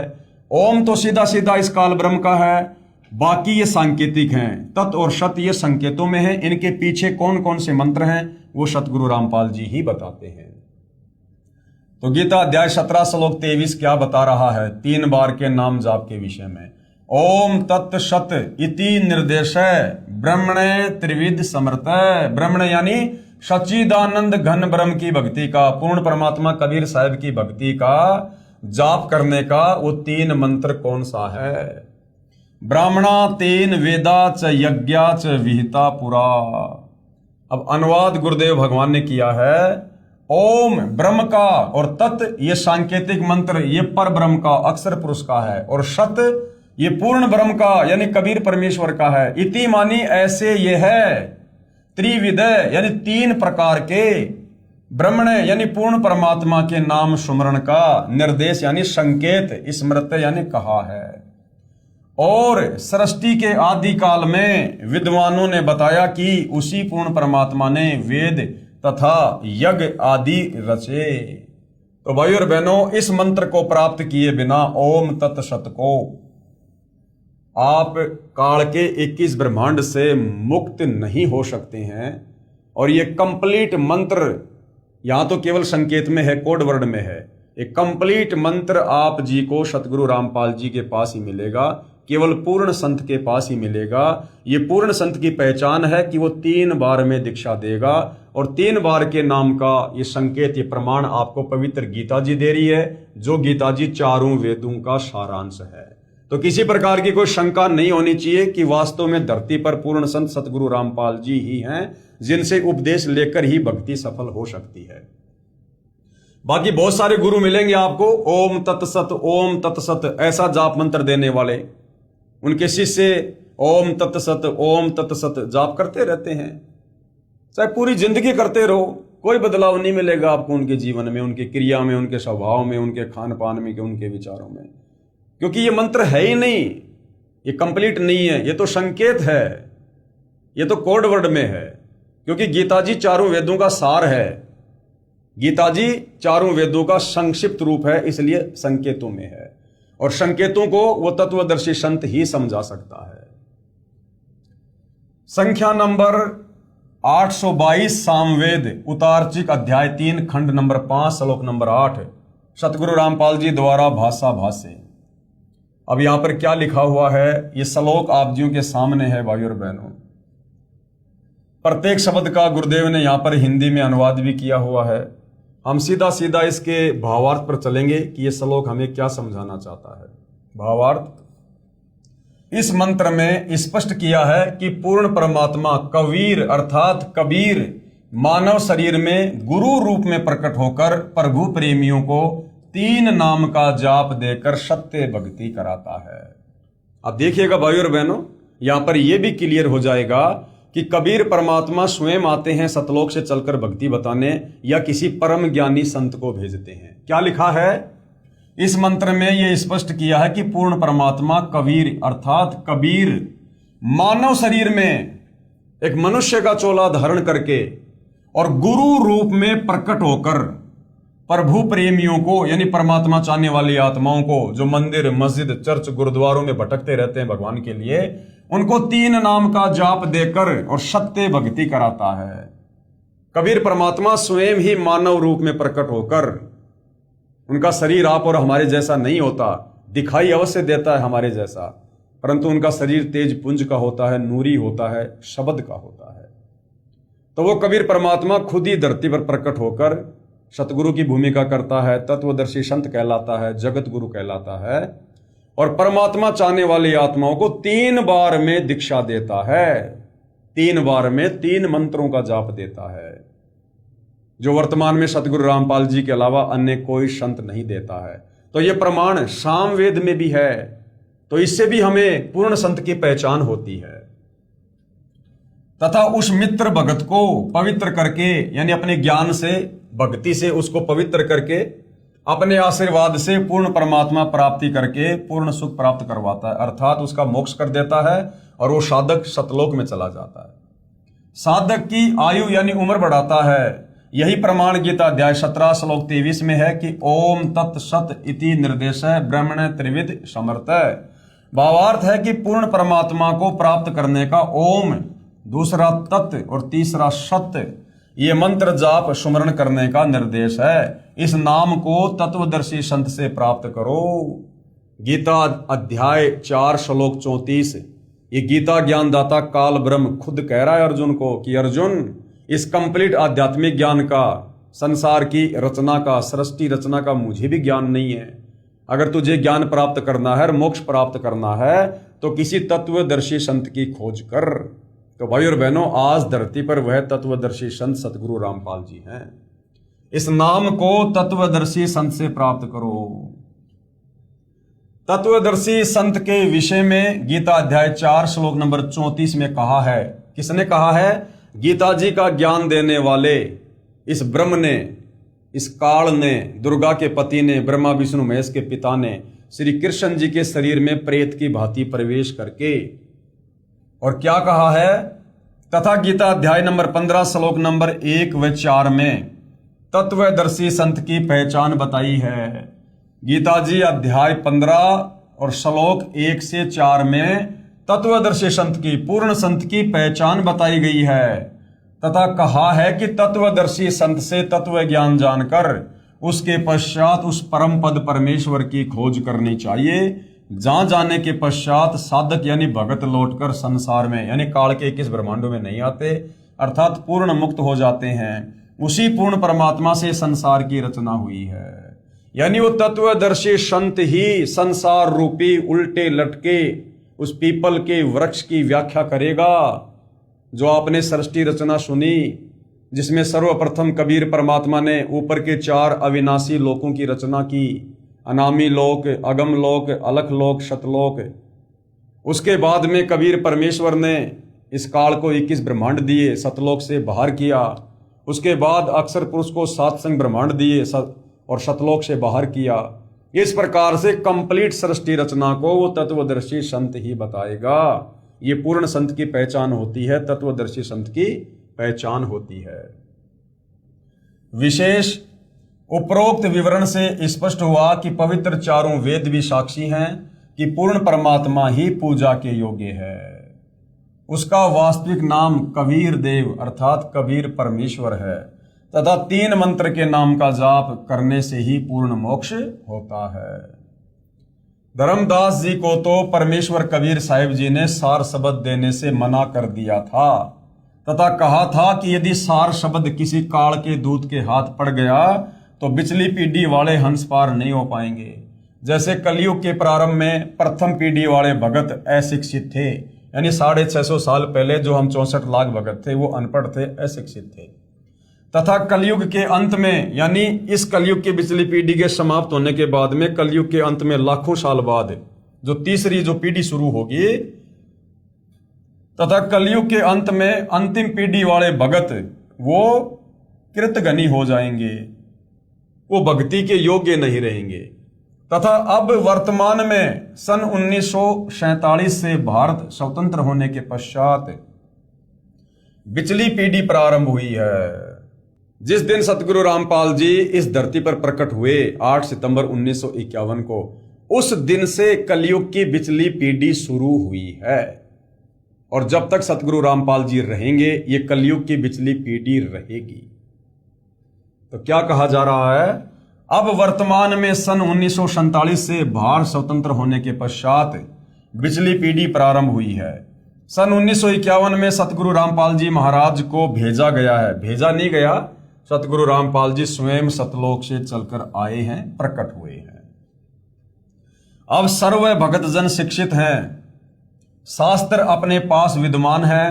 अब यह सतमार्ग सत साधना पूरे संसार में फैलेगा तथा नकली गुरु तथा संत महंत छुपते फिरेंगे, क्योंकि भाई और बहनों इस ज्ञान के अलावा आने वाले कुछ ही वर्षों में धरती पर दूसरा ज्ञान नहीं रहेगा।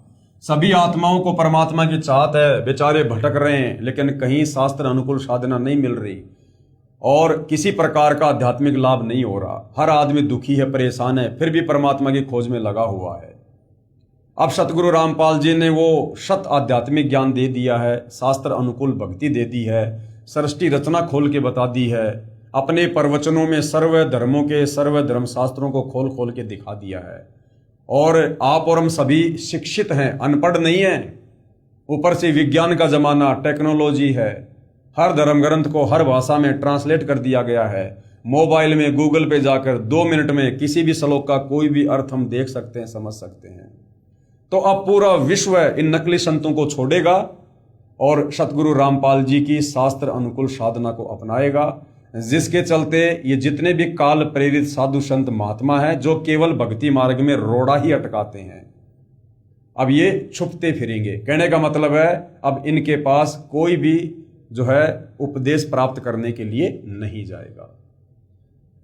इसलिए कबीर सागर जीव धर्मबोध बोध सागर पेज नंबर 1937 पर क्या लिखा है, धर्मदास तो ही लाख दुहाई, सार शब्द कहीं बाहर न जाई। सार शब्द बाहर जो परी है, बिचली पीढ़ी हंस नहीं तरी है। 650 साल पहले कबीर परमात्मा जब बनारस के काशी में आए थे, 120 वर्ष उन्होंने लीला में जीवन में लीला करके हमें ज्ञान समझाया। तो धर्मदास जी जो एक अच्छी आत्मा थी, वो कबीर परमेश्वर जी के भगत हुए हैं, उनके परम भगत हुए हैं, और धर्मदास जी के माध्यम से परमात्मा ने कबीर सागर लिखवाया है। तो धर्मदास जी को कबीर परमात्मा कह रहे हैं कि धर्मदास, मैंने तुझे जो ये सारनाम दे दिया है, इस सारनाम को तू आगे किसी को मत बता देना। अगर तूने किसी को ये सारनाम आगे बता दिया तो आगे चल के 600 साल बाद जो कलयुग की पिछली पीढ़ी आएगी, जो भक्ति का निर्धारित समय है, यानी वर्तमान समय की बातें हो रही थी, अगर आज तूने इस मंत्र का खुलासा कर दिया तो ये काल के दूत साधु संत महात्मा भी इसी मंत्र को आगे अपने भक्तों को दान करेंगे।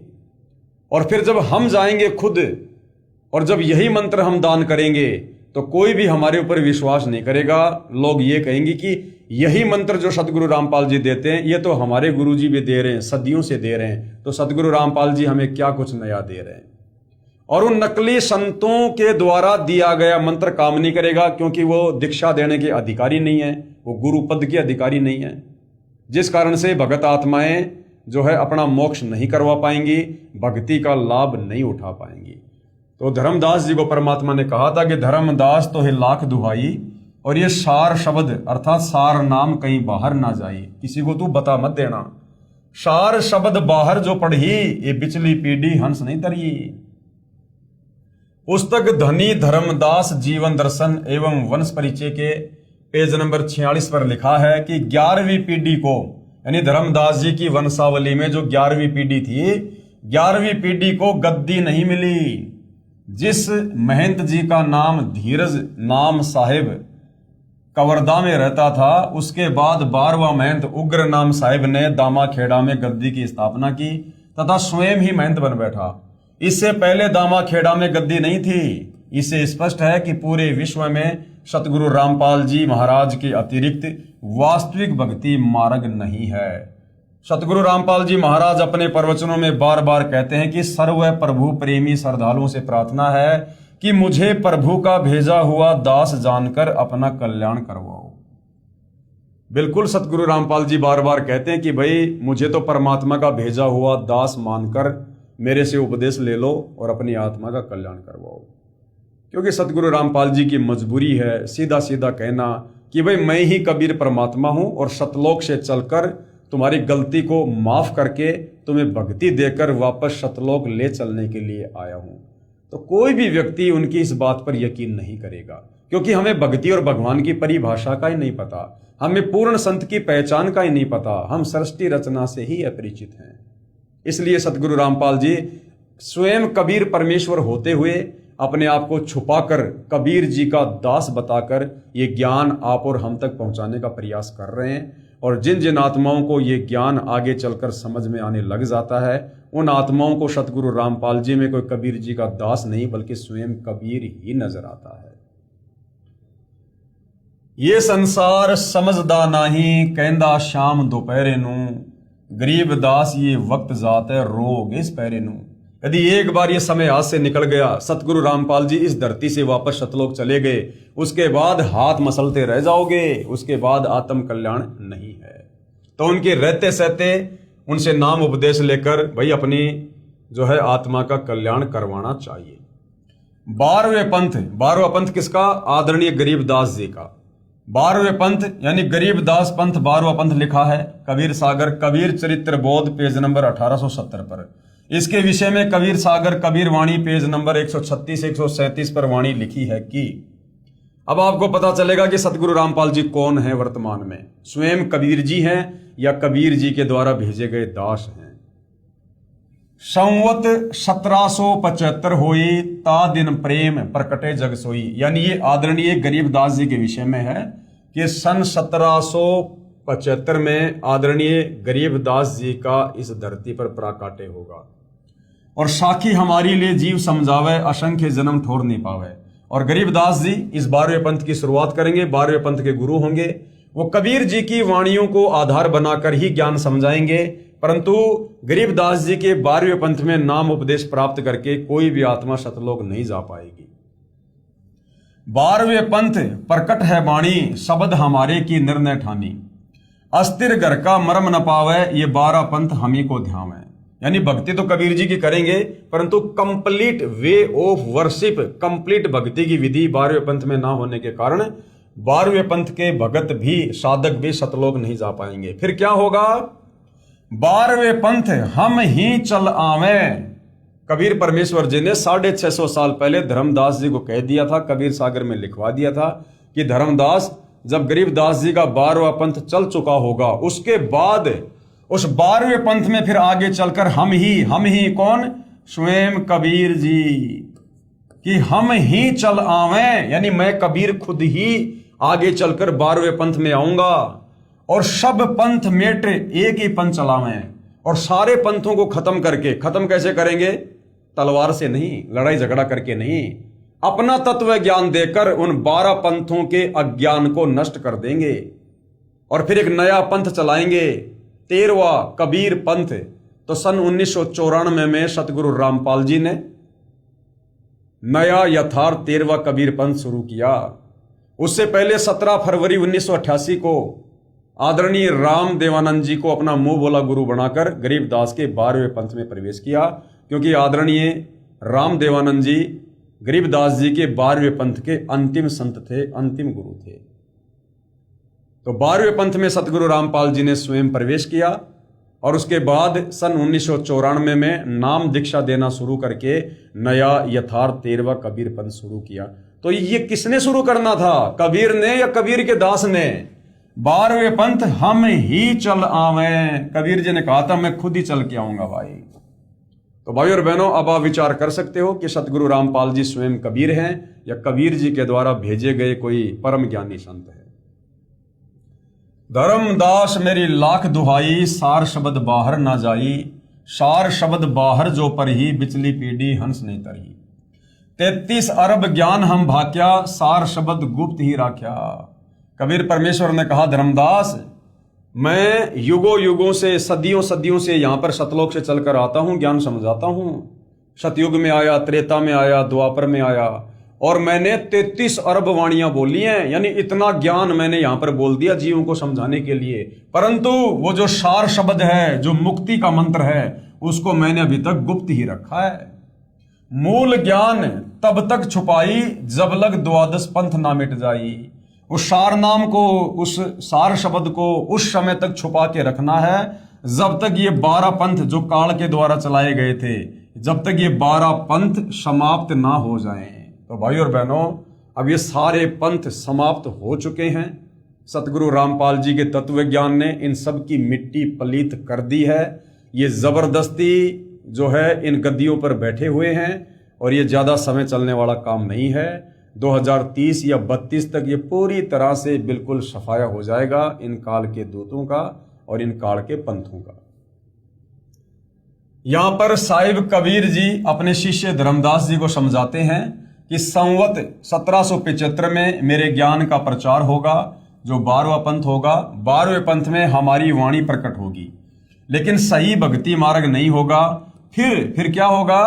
फिर 12वें पंथ में हम ही चलकर आएंगे, यानी हम कबीर स्वयं ही चलकर आएंगे। 650 साल पहले कबीर जी ने धर्मदास जी को कह दिया था। तो भाई कबीर परमात्मा है और परमात्मा का वचन कभी झूठा नहीं हो सकता। और सभी पंथ मिटाकर केवल एक पंथ चलाएंगे। लेकिन धर्मदास तुझे लाख सौगंध है कि ये सार शब्द किसी कुपात्र को मत दे देना, नहीं तो बिचली पीढ़ी के हंस यानी भगत पार नहीं हो सकेंगे। इसलिए जब तक 12 पंथ मिटाकर एक पंथ नहीं चलेगा, तब तक मैं ये मूल ज्ञान छिपा के रखूंगा। संत गरीबदास जी महाराज की वाणी में नाम का महत्व। नाम अभय पद ऊंचा, संतो नाम अभय पद ऊंचा, राम दुहाई साच कह तू सतगुरु से पूछा। कहे कबीर पुरुष बरियाम, गरीबदास एक नौका नाम। जिस प्रकार समुद्र से नौका पार करती है, उसी प्रकार इस काल के समुद्र से, भवसागर से हमें नाम रूपी नौका ही जो सतगुरु से उपदेश प्राप्त करके लेंगे, उसी से हम पार होंगे, यानी मोक्ष होगा। नाम निरंजन नीका, संतो नाम निरंजन नीका, तीर्थ व्रत थोतरे लागे, जब तब संजम फीका। गज तूरक पाल की अर्था, नाम बिना सब दान व्यर्था। कबीर नाम गहे सो संत सुजाना, नाम बिना जग उर्जाना, ताही ना जाने ये संसारा, नाम बिना सब जम के चारा। उस वास्तविक सार नाम सार शब्द के बिना सब यहां पर काल की खुराक ही बनकर रहेंगे। संत नानक जी की वाणी में नाम का महत्व। नानक नाम चढ़दी कला, तेरे भाणे सरबत दा भला। नानक दुखिया सब संसार, सुखिया सोए नाम आधार। जाप ताप ज्ञान सब ध्यान, सठ शास्त्र सिमृत व्याख्यान। जोग अभ्यास कर्म धर्म सब क्रिया, सकल त्यागवण मध्य फ्रिया। अनेक प्रकार किए बहु यतना, दान पुण्य होमे बहु रत्ना। शीश कटाए होमे कर राती, व्रत नेम करे बहु भांति। नहीं तुल्य राम नाम विचार, नानक गुरुमुख नाम जपिए एक बार। परम पूजे कबीर साहेब कबीर देव की अमृतवाणी में नाम की महिमा। संतो शब्दई शब्द बखाना।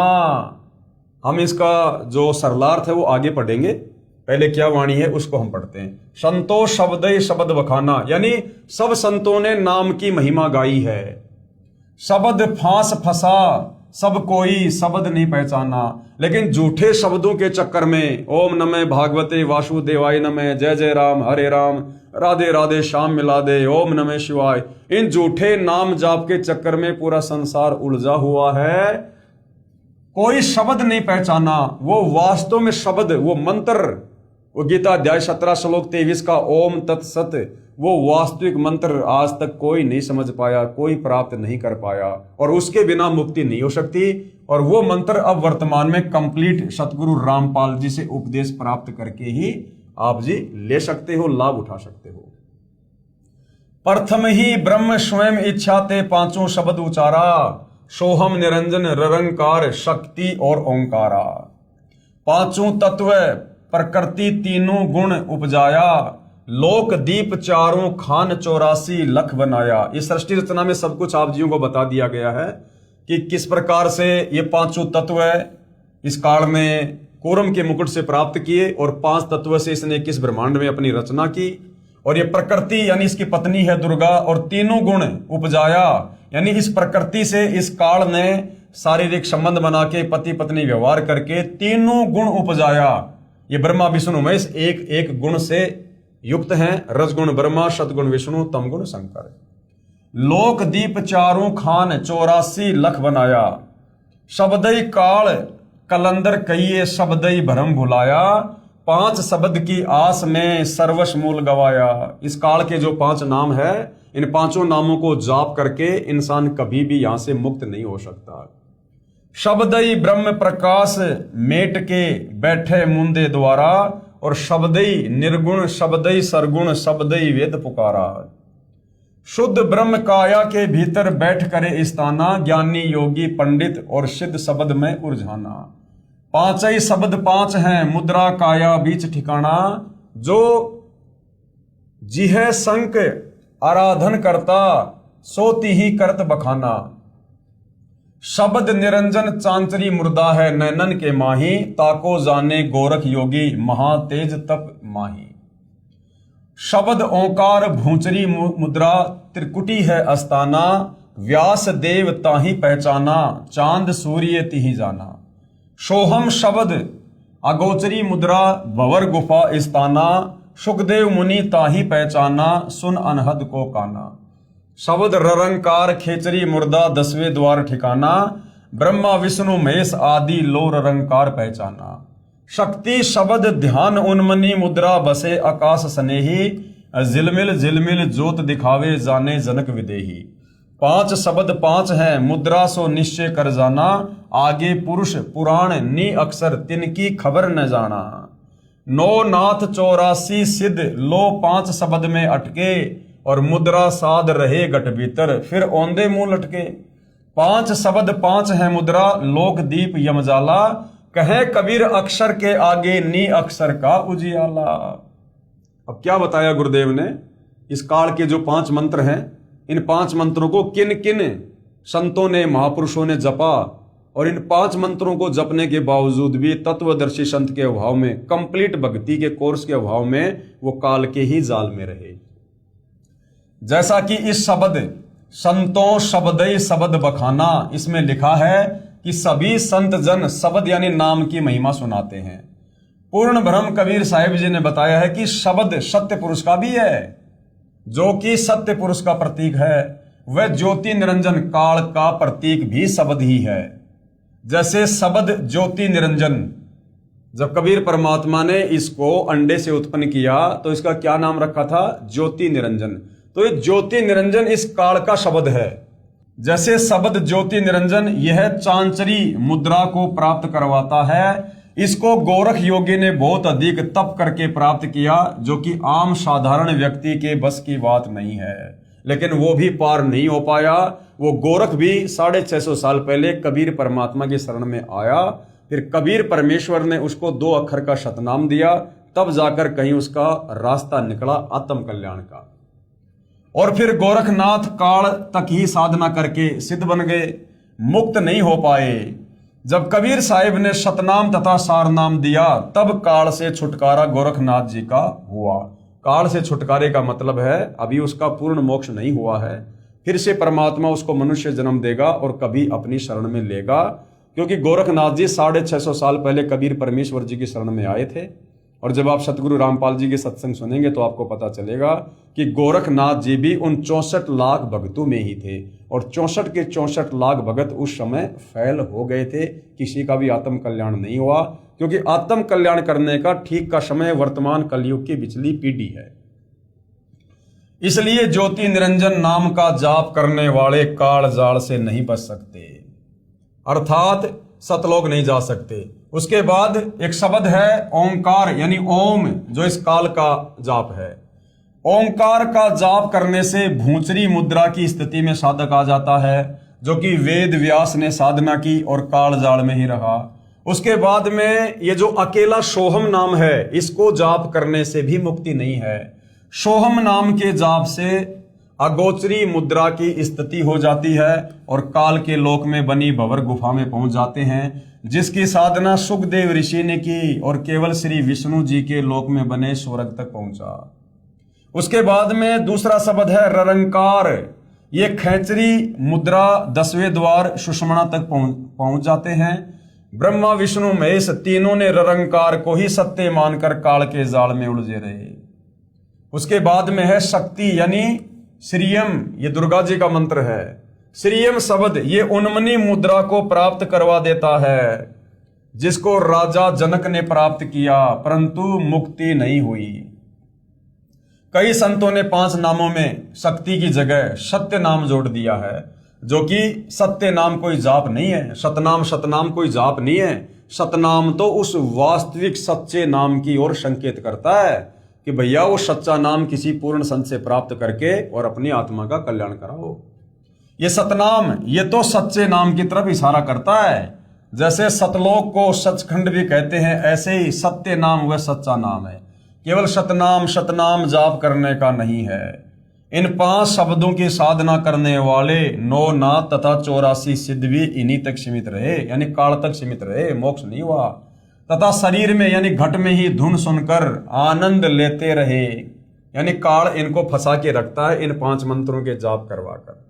वास्तविक सतलोक स्थान तो शरीर यानी पिंड से, ब्रह्मांड से पार है। इसलिए फिर माता के गर्भ में आए उल्टे लटके, अर्थात जन्म मृत्यु का कष्ट समाप्त नहीं हुआ। जो भी उपलब्धि शरीर में होगी वह तो काल ब्रह्म तक की ही है, क्योंकि पूर्ण परमात्मा का निज स्थान सतलोक तथा उसी के शरीर का प्रकाश तो परब्रह्म आदि से भी अधिक तथा बहुत आगे दूर है। उसके लिए तो पूर्ण संत ही पूरी साधना बताएगा, जो 5 नामों शब्दों से भिन्न है। इस काल के 5 नामों से भिन्न है, उन शब्दों से हमारी मुक्ति होगी, जो शब्द आपको पूर्ण संत ही बताएगा, तत्वदर्शी संत ही बताएगा। तो भाई और बहनों, इन 5 नामों के अतिरिक्त जो वास्तविक 7 नाम हैं, जो प्रथम दीक्षा में सतगुरु रामपाल जी देते हैं, इनके अलावा संसार में और किसी के पास नहीं है। संतो सतगुरु मोहे भावे, जो नैनन अलख लखावे, ढोलत डिगे ना बोलत बिसरे, सत उपदेश दरड़ावे, आंख ना मुंदे कान ना रुंदे, ना अनहद उर्जावे। जैसे बहुत सारे पंथ हैं, राधा स्वामी पंथ है, इनमें 2-2, 2.5 घंटे भक्तों को बैठा दिया जाता है। आंख बंद कर लो, कान बंद कर लो, अंदर वो धुन सुनो। तो कबीर परमात्मा कहते हैं मुझे वो सतगुरु अच्छा नहीं लगता, मुझे तो वो सतगुरु अच्छा लगता है, वो मेरे मन भाता है जो आंख ना मूंदे, कान ना रुंदे, ना अनहद उर्झावे, और प्राण पुंज क्रियाओं से न्यारा सहज समाधि बतावे। तो सतगुरु रामपाल जी का भक्ति मार्ग सहज मार्ग है। नाम खाते नाम पीते नाम सोते जागवे, और नाम उठत नाम बैठत नाम सेती लागवे। सतगुरु रामपाल जी हमें जो दीक्षा देंगे, हम उस भक्ति को खाते पीते चलते फिरते सोते सोते काम धंधा करते करते भी आसानी से कर सकते हैं। कोई विशेष आडंबर करने की आवश्यकता नहीं है।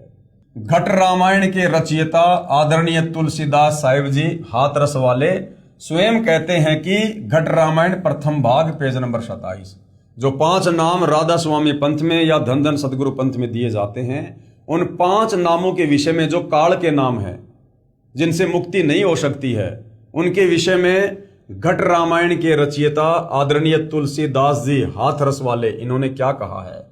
5 नाम काल के जानो, तब दानी मन शंका आनो, सुरती नृति ले लोक सिंधाऊं, आदि नाम ले काल गिराऊं, सत्य नाम ले जीव उबारी, अस्तल जाऊं पुरुष दरबारी। कबीर कोटि नाम संसार में, यानी दुनिया में करोड़ों नाम है, हर गुरु अपनी अपनी मनमुखी नाम देता है। किसी के पास चले जाओ, अपने नए नाम का आविष्कार करके तैयार बैठा है। कोटि नाम संसार में, इनसे मुक्ति ना हो, और सार नाम मुक्ति का दाता, वाको जाने ना कोई। परम संत के अलावा सार नाम को कोई नहीं जानता, जिस सार नाम से वास्तव में मुक्ति होगी। पूरा सतगुरु सोए कहावे, 2 अक्षर का भेद बतावे। यानी पूरा सतगुरु, सच्चा गुरु, पूर्ण संत कौन होगा? जो 2 अक्षर का भेद बतावे। 2 अक्षर कौन से? तत्, जो गीता अध्याय 17 श्लोक 23 में ओम तत्सत है ना, तो वो जो तत् है, उस तत् शब्द में 2 कौन से मंत्र छुपे हुए हैं, वो तत्वदर्शी संत ही बताएगा, पूर्ण संत ही बताएगा। कहते हैं वो होगा पूरा गुरु। पूरा सतगुरु सोए कहावे, 2 अक्षर का भेद बतावे, एक छुड़ावे एक लखावे, तो प्राणी निज घर को जावे।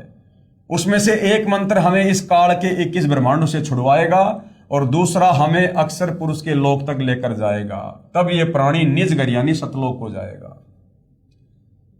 श्री नानक जी की वाणी में 3 नाम का प्रमाण देख लो भाई और बहनों। जो पूरा गुरु होगा, तत्वदर्शी संत होगा, 3 बार में दीक्षा देगा। अब ये सभी महापुरुषों की वाणियों में, ग्रंथों में 3 नाम देने का प्रमाण है, लेकिन आज तक हमें कोई समझा नहीं पाया, कोई बता नहीं पाया। तो यहां पर अब आप जी पूर्ण संत की पहचान कर लीजिए इतने प्रमाण देखकर। जय पंडित तू पढ़िया, बिना 2 अक्षर 2 नाम की, हे भगत यदि तूने उन 2 नामों के बिना अगर भक्ति की तो तेरी भक्ति सफल नहीं है। जय पंडित तू पढ़िया, बिना 2 अक्षर 2 नामा, परोणत नामक एक लंगावे, जेकर सच समावा। वेद कतेव सिमृत सब संसत, इन पढ़ी मुक्ति न होई। यानी तत्वदर्शी संत के बिना चाहे 4 वेद पढ़ लो, मुसलमानों के 4 जो कतेब है, तोरा जबूर इंजिल कुरान शरीफ, चाहे वो पढ़ लो, चाहे और कितने नामों का सुमरण कर लो, इनके पढ़ने से मुक्ति नहीं होगी। एक अक्षर जो गुरुमुख जापे, तिसकी निर्मल होई। और वो एक मंत्र पूर्ण ब्रह्म परमेश्वर का सत्य, वो सार नाम लेकर जो जाप करेगा, उसकी मुक्ति होगी। भावार्थ, श्री नानक जी महाराज अपनी वाणी द्वारा समझाना चाहते हैं कि पूरा सतगुरु वही है जो 2 अक्षर के जाप के बारे में जानता है, यानी जो सतनाम के बारे में जानता है, जिनमें एक काल व माया के बंधन से छुड़वाता है, कौन सा? ओम। और दूसरा परमात्मा को दिखाता है, यानी वो तत्व। और तीसरा जो एक अक्षर है यानी सत्य, वो परमात्मा से मिलाता है। ये तीनों अक्षर मिलकर ये सार नाम बन जाता है। संत गरीबदास जी महाराज की अमृतवाणी में श्वास के नाम का जाप है, यानी जो सतनाम है, 2 अक्षर का नाम है, वो श्वास श्वास से जपा जाता है। तो गरीबदास जी महाराज जी की वाणी में उसका कहां और क्या प्रमाण है? गरीब श्वासा पारस भेद हमारा, और जो खोजे सो उतरे पारा। श्वासा पारस आदि निशानी, जो खोजे सो होय दरबानी। गरीब श्वासा ही में सार पद, और पद में श्वासा सार, दम देही का खोजकर आवागमन निवार। गरीब श्वास सुरती के मध्य है, न्यारा कदे नहीं होए, सतगुरु साक्षी भूत को राखो सुरती समोए। गरीब चार पदार्थ उर्मे जोवे, सुरती नृति मन पवन समोवे, सुरती नृति मन पवन पदार्थ करो इकतर यार, द्वादश अंदर समोय ले दिल अंदर दीदार। कबीर कहता हूं कहीं जात हूं, कहूं बजा कर ढोल, और श्वास जो खाली जात है, यानी सतनाम के जाप के बिना यदि आपकी श्वास व्यर्थ हो रही है, बर्बाद हो रही हैं, भाई 3 लोक का मोल इतना कीमती है वो सतनाम। उस सतनाम का एक मंत्र जो श्वास उस श्वास से जाप करते हैं उसकी इतनी कीमत है। ये जो 3 लोक हैं, स्वर्गलोक, पाताल लोक, पृथ्वी लोक, इन तीनों लोकों से भी ज्यादा कीमत उस सतनाम के एक बार श्वास उस श्वास से जाप करने की है। और ऐसा अनमोल मंत्र भाइयों और बहनों वर्तमान में सतगुरु रामपाल जी ही दान कर रहे हैं। कबीर माला श्वास उस श्वास की फेरेंगे निजदास, यानी जो सतनाम का लगातार जाप करेगा 84 भरमे नहीं, इस काल के 21 ब्रह्मांड में लग 84 योनियों में नहीं भरमेगा। और कटे कर्म की फांस, काल ने हमें जो कर्म बंधनों में बांध रखा है, ये हमारी जो कर्म की फांस है ये सतनाम के जाप से कट जाएगी और हम यहां से मुक्त होकर सतलोक जा पाएंगे। श्री नानक देव जी की वाणी में प्रमाण, चहूं का संग चहूं की मीत, जामे चार हटावे नित, मन पवन को राखे बंद, लह त्रिकुटी त्रिवेणी संध, अखंड मंडल में सुन समाना, मन पवन सचखंड टिकाना। पूर्ण सतगुरु वही है जो 3 बार में नाम दे और श्वास की क्रिया के साथ सुमरण का तरीका बताए, तभी जीव का मोक्ष संभव है। जैसे परमात्मा सत्य है, ठीक उसी प्रकार परमात्मा का साक्षात्कार व मोक्ष प्राप्त करने का तरीका भी आदि अनादि व सत्य है, जो कभी नहीं बदलता। गरीबदास जी महाराज अपनी वाणी में क्या कहते हैं, भक्ति बीज पलटे नहीं, युग चाही असंख्य, साई सिर पर राखियो 84 नहीं संख, गीसा आए एको देश से, उतरे एको घाट, समझों का मार्ग एक है और मूर्ख 12 बाट। कबीर भक्ति बीज पलटे नहीं, आन पड़े बहुझोल, जय कंचन बिष्टा पड़े, घटे न ताका मोल। क्या कह रहे हैं गुरुदेव, बहुत से महापुरुष सच्चे नामों के बारे में नहीं जानते, वे मनमुखी नाम देते हैं जिससे न सुख होता है और न ही मुक्ति होती है। कोई कहता है तप हवन यज्ञ आदि करो, वे कुछ महापुरुष आंख कान और मुंह बंद करके अंदर ध्यान लगाने की बात कहते हैं, जो कि यह उनकी मनमुखी साधना है, शास्त्रों के विरुद्ध है। गीता अध्याय 16 श्लोक नंबर 23 के अनुसार ये शास्त्र विधि को त्याग कर किया जाने वाला मनमाना आचरण है, जिससे ना कोई सुख होता, ना कोई सिद्धि होती और ना मुक्ति होती। जबकि कबीर साहिब, संत गरीबदास जी महाराज, श्री नानक देव जी आदि परम संतों ने सारी क्रियाओं को मना करके केवल एक नाम जाप करने को ही कहा है। एक नास्त्रदमस नामक भविष्य वक्ता था, जिसकी सर्व भविष्यवाणियां सत्य हो रही हैं, जो लगभग 400 वर्ष पहले लिखी व बोली गई थी। उसने कहा है कि सन 2006 में एक हिंदू संत प्रकट होगा, अर्थात सन 2006 में भाइयों और बहनों करोथा कांड हुआ, जिससे सतगुरु रामपाल जी विशेषकर आध्यात्मिक क्षेत्र में चर्चा में आए, अर्थात संसार में उसकी चर्चा होगी। वह संत न तो मुसलमान होगा, न वह ईसाई होगा, वह केवल हिंदू ही होगा। उस द्वारा बताया गया भक्ति मार्ग सर्व से भिन्न, यानी उसका ज्ञान तत्व ज्ञान शास्त्र अनुकूल होगा, सभी संत महात्माओं के मतलब विपरीत होगा सत्य। लेकिन वर्तमान में जो साधु संत महात्मा शास्त्रों के विरुद्ध ज्ञान दे रहे हैं, उनके अज्ञान के विरुद्ध होगा, तथा तथ्यों पर आधारित होगा, यानी शास्त्रों पर आधारित ज्ञान होगा, मनमुखी नहीं होगा। उसको ज्ञान में कोई पराजित नहीं कर सकेगा। सन 2006 में उस संत की आयु 50 व 60 वर्ष के बीच होगी।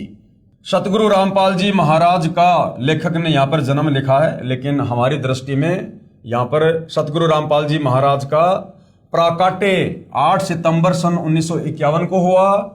जुलाई सन 2006 में सतगुरु रामपाल जी की जो सांसारिक लीला में आयु है वो ठीक 55 वर्ष की बनती है, जो भविष्यवाणी अनुसार सही है। यानी नास्त्रदमस ने जो भविष्यवाणी एक हिंदू संत को लेकर की है, वो शब्दा शब्द सतगुरु रामपाल जी पर ही सटीक बैठती है, खरी उतरती है और किसी धर्म गुरु पर नहीं उतरती है। उस हिंदू संत द्वारा बताए गए ज्ञान को पूरा संसार स्वीकार करेगा, धीरे धीरे कर भी रहा है, 2030 तक पूरा संसार स्वीकार कर लेगा। उस हिंदू संत की अध्यक्षता में सर्व संसार में भारतवर्ष का शासन होगा तथा उस संत की आज्ञा से सर्व कार्य होंगे। उसकी महिमा आसमानों से ऊपर होगी। नास्त्रदमस द्वारा बताया सांकेतिक सतगुरु रामपाल जी महाराज है, जो सन 2006 में विख्यात हुए। भले ही अनजानों ने बुराई करके प्रसिद्ध किया, यानी क्रोथा कांड करवा के उनको प्रसिद्ध किया, परंतु संत में कोई दोष नहीं है। उपरोक्त लक्षण जो बताए हैं ये सभी तत्वदर्शी सतगुरु रामपाल जी महाराज में विद्यमान है। तो भाई और बहनों, आज का हमारा जो टॉपिक था पवित्र पुस्तक ज्ञान गंगा को लेकर, वो था पूर्ण संत की पहचान। कि पूर्ण संत की क्या पहचान होती है, हम कैसे पहचान करें। लाखों की संख्या में संत महात्मा मंडलेश्वर आचार्य शंकराचार्य बैठे हैं, सब अपने आप को और अपने ज्ञान को सर्वश्रेष्ठ बता रहे हैं कि मुक्ति का मार्ग केवल हमारे पास ही है, और मनमुखी साधना देते हैं, शास्त्रों के विरुद्ध ज्ञान बताते हैं, उनकी साधना से किसी प्रकार के कोई कर्म नहीं करते। तो पूर्ण संत की पहचान हमारे शास्त्रों में है। हिंदू धर्म के 4 वेद गीता जी में, मुसलमान धर्म की बाइबल में, ईसाइयों की कुरान शरीफ में, तौरेत में, जबूर में, और सिखों के गुरु ग्रंथ साहिब में। और आज आपको सर्व मुख्य धर्म ग्रंथों से दिखा दिया गया है, प्रमाणित कर दिया गया है कि पूर्ण संत के क्या लक्षण है, क्या पहचान है। और ये पहचान जो आपको इन धर्मशास्त्रों से प्रमाणित करके दिखाई है, बताई है, आज वर्तमान में मात्र सतगुरु रामपाल जी पर ही खरी उतरती हैं। तो भाई और बहनों, अब पूर्ण संत की पहचान करने में कोई देरी नहीं होनी चाहिए। आप और हम 184 योनियों के पशु पक्षी नहीं हैं जो हम चिंतन मनन नहीं कर सकते या हम समझ नहीं सकते। सर्व धर्मशास्त्र आप जियों के सामने रूबरू कर दिए गए हैं। आगे भी इस पवित्र पुस्तक ज्ञान गंगा से आपको बहुत कुछ भक्ति और परम संत के विषय में बताया जाएगा, समझाया जाएगा। यदि आपको ज्ञान धीरे धीरे समझ में आ रहा है तो आप जी पुस्तक के अलावा यूट्यूब पर जाकर सतगुरु रामपाल जी के सत्संग भी सुनिए, सृष्टि रचना को बार बार सुनिए, और सर्व धर्मशास्त्रों से प्रमाणित करके जो प्रवचन उन्होंने किए हैं आप उनको भी यूट्यूब पर सुन सकते हैं। और अति शीघ्र सतगुरु रामपाल जी से उपदेश प्राप्त करके अपनी आत्मा के कल्याण हेतु आगे बढ़िए। अन्यथा भाई और बहनों, यदि एक बार ये मनुष्य शरीर छूट गया, उसके बाद हमें ये काल 184 योनियों में डाल देगा। उसके बाद ना हम भक्ति करने के योग्य होंगे और ना हमें कोई भक्ति करवाने के लिए होगा। तो भाई और बहनों, तत्वदर्शी संत की शरण में आकर मर्यादा में रहकर भक्ति करने से यदि हमारी उम्र भी कम है या हमारी अकाल मृत्यु होनी लिखी है भाग्य में, तो जगत गुरु तत्वदर्शी सतगुरु रामपाल जी उस उम्र को भी एक्सटेंड कर देंगे, हमारी आयु को बढ़ा देंगे, क्योंकि स्वयं परमात्मा धरती पर प्रकट हैं, मानव रूप में, मानव चोले में। इनकी पहचान इनके सत्संग, इनके ज्ञान को सुन और समझ कर ही होगी। तो भाई और बहनों, हम तो निवेदन कर सकते हैं, प्रार्थना कर सकते हैं। बाकी आप भाई बहनों की खिदमत में, आपकी सेवा में रोजाना एक नया वीडियो लेकर पवित्र पुस्तक ज्ञान गंगा के ऊपर हाजिर हो रहे हैं। आगे आप ज्ञान समझेंगे या नहीं समझेंगे, ये आपके अपने भाग्य के ऊपर निर्भर है, आपके संस्कारों पर निर्भर है। तो परम संत सतगुरु रामपाल जी से प्रार्थना करते रहिए, उनसे सद्बुद्धि की भिक्षा मांगते रहिए और उनके इस अमृत ज्ञान को लगातार सुनते रहिए। उनके आशीर्वाद से ये ज्ञान एक दिन अवश्य समझ में आएगा और उपदेश लेकर अपनी आत्मा का कल्याण करवाइए। तो भाई और बहनों, आज के इस एपिसोड में केवल इतना ही। कल परमेश्वर की सेवा में फिर हाजिर होंगे। तब तक गुरुदेव भगवान हम सबको आज्ञा दे, आशीर्वाद दे, सद्बुद्धि दे, हमारा मार्गदर्शन करे। बंदी छोड़ सतगुरु रामपाल जी परमेश्वर जी की जय हो।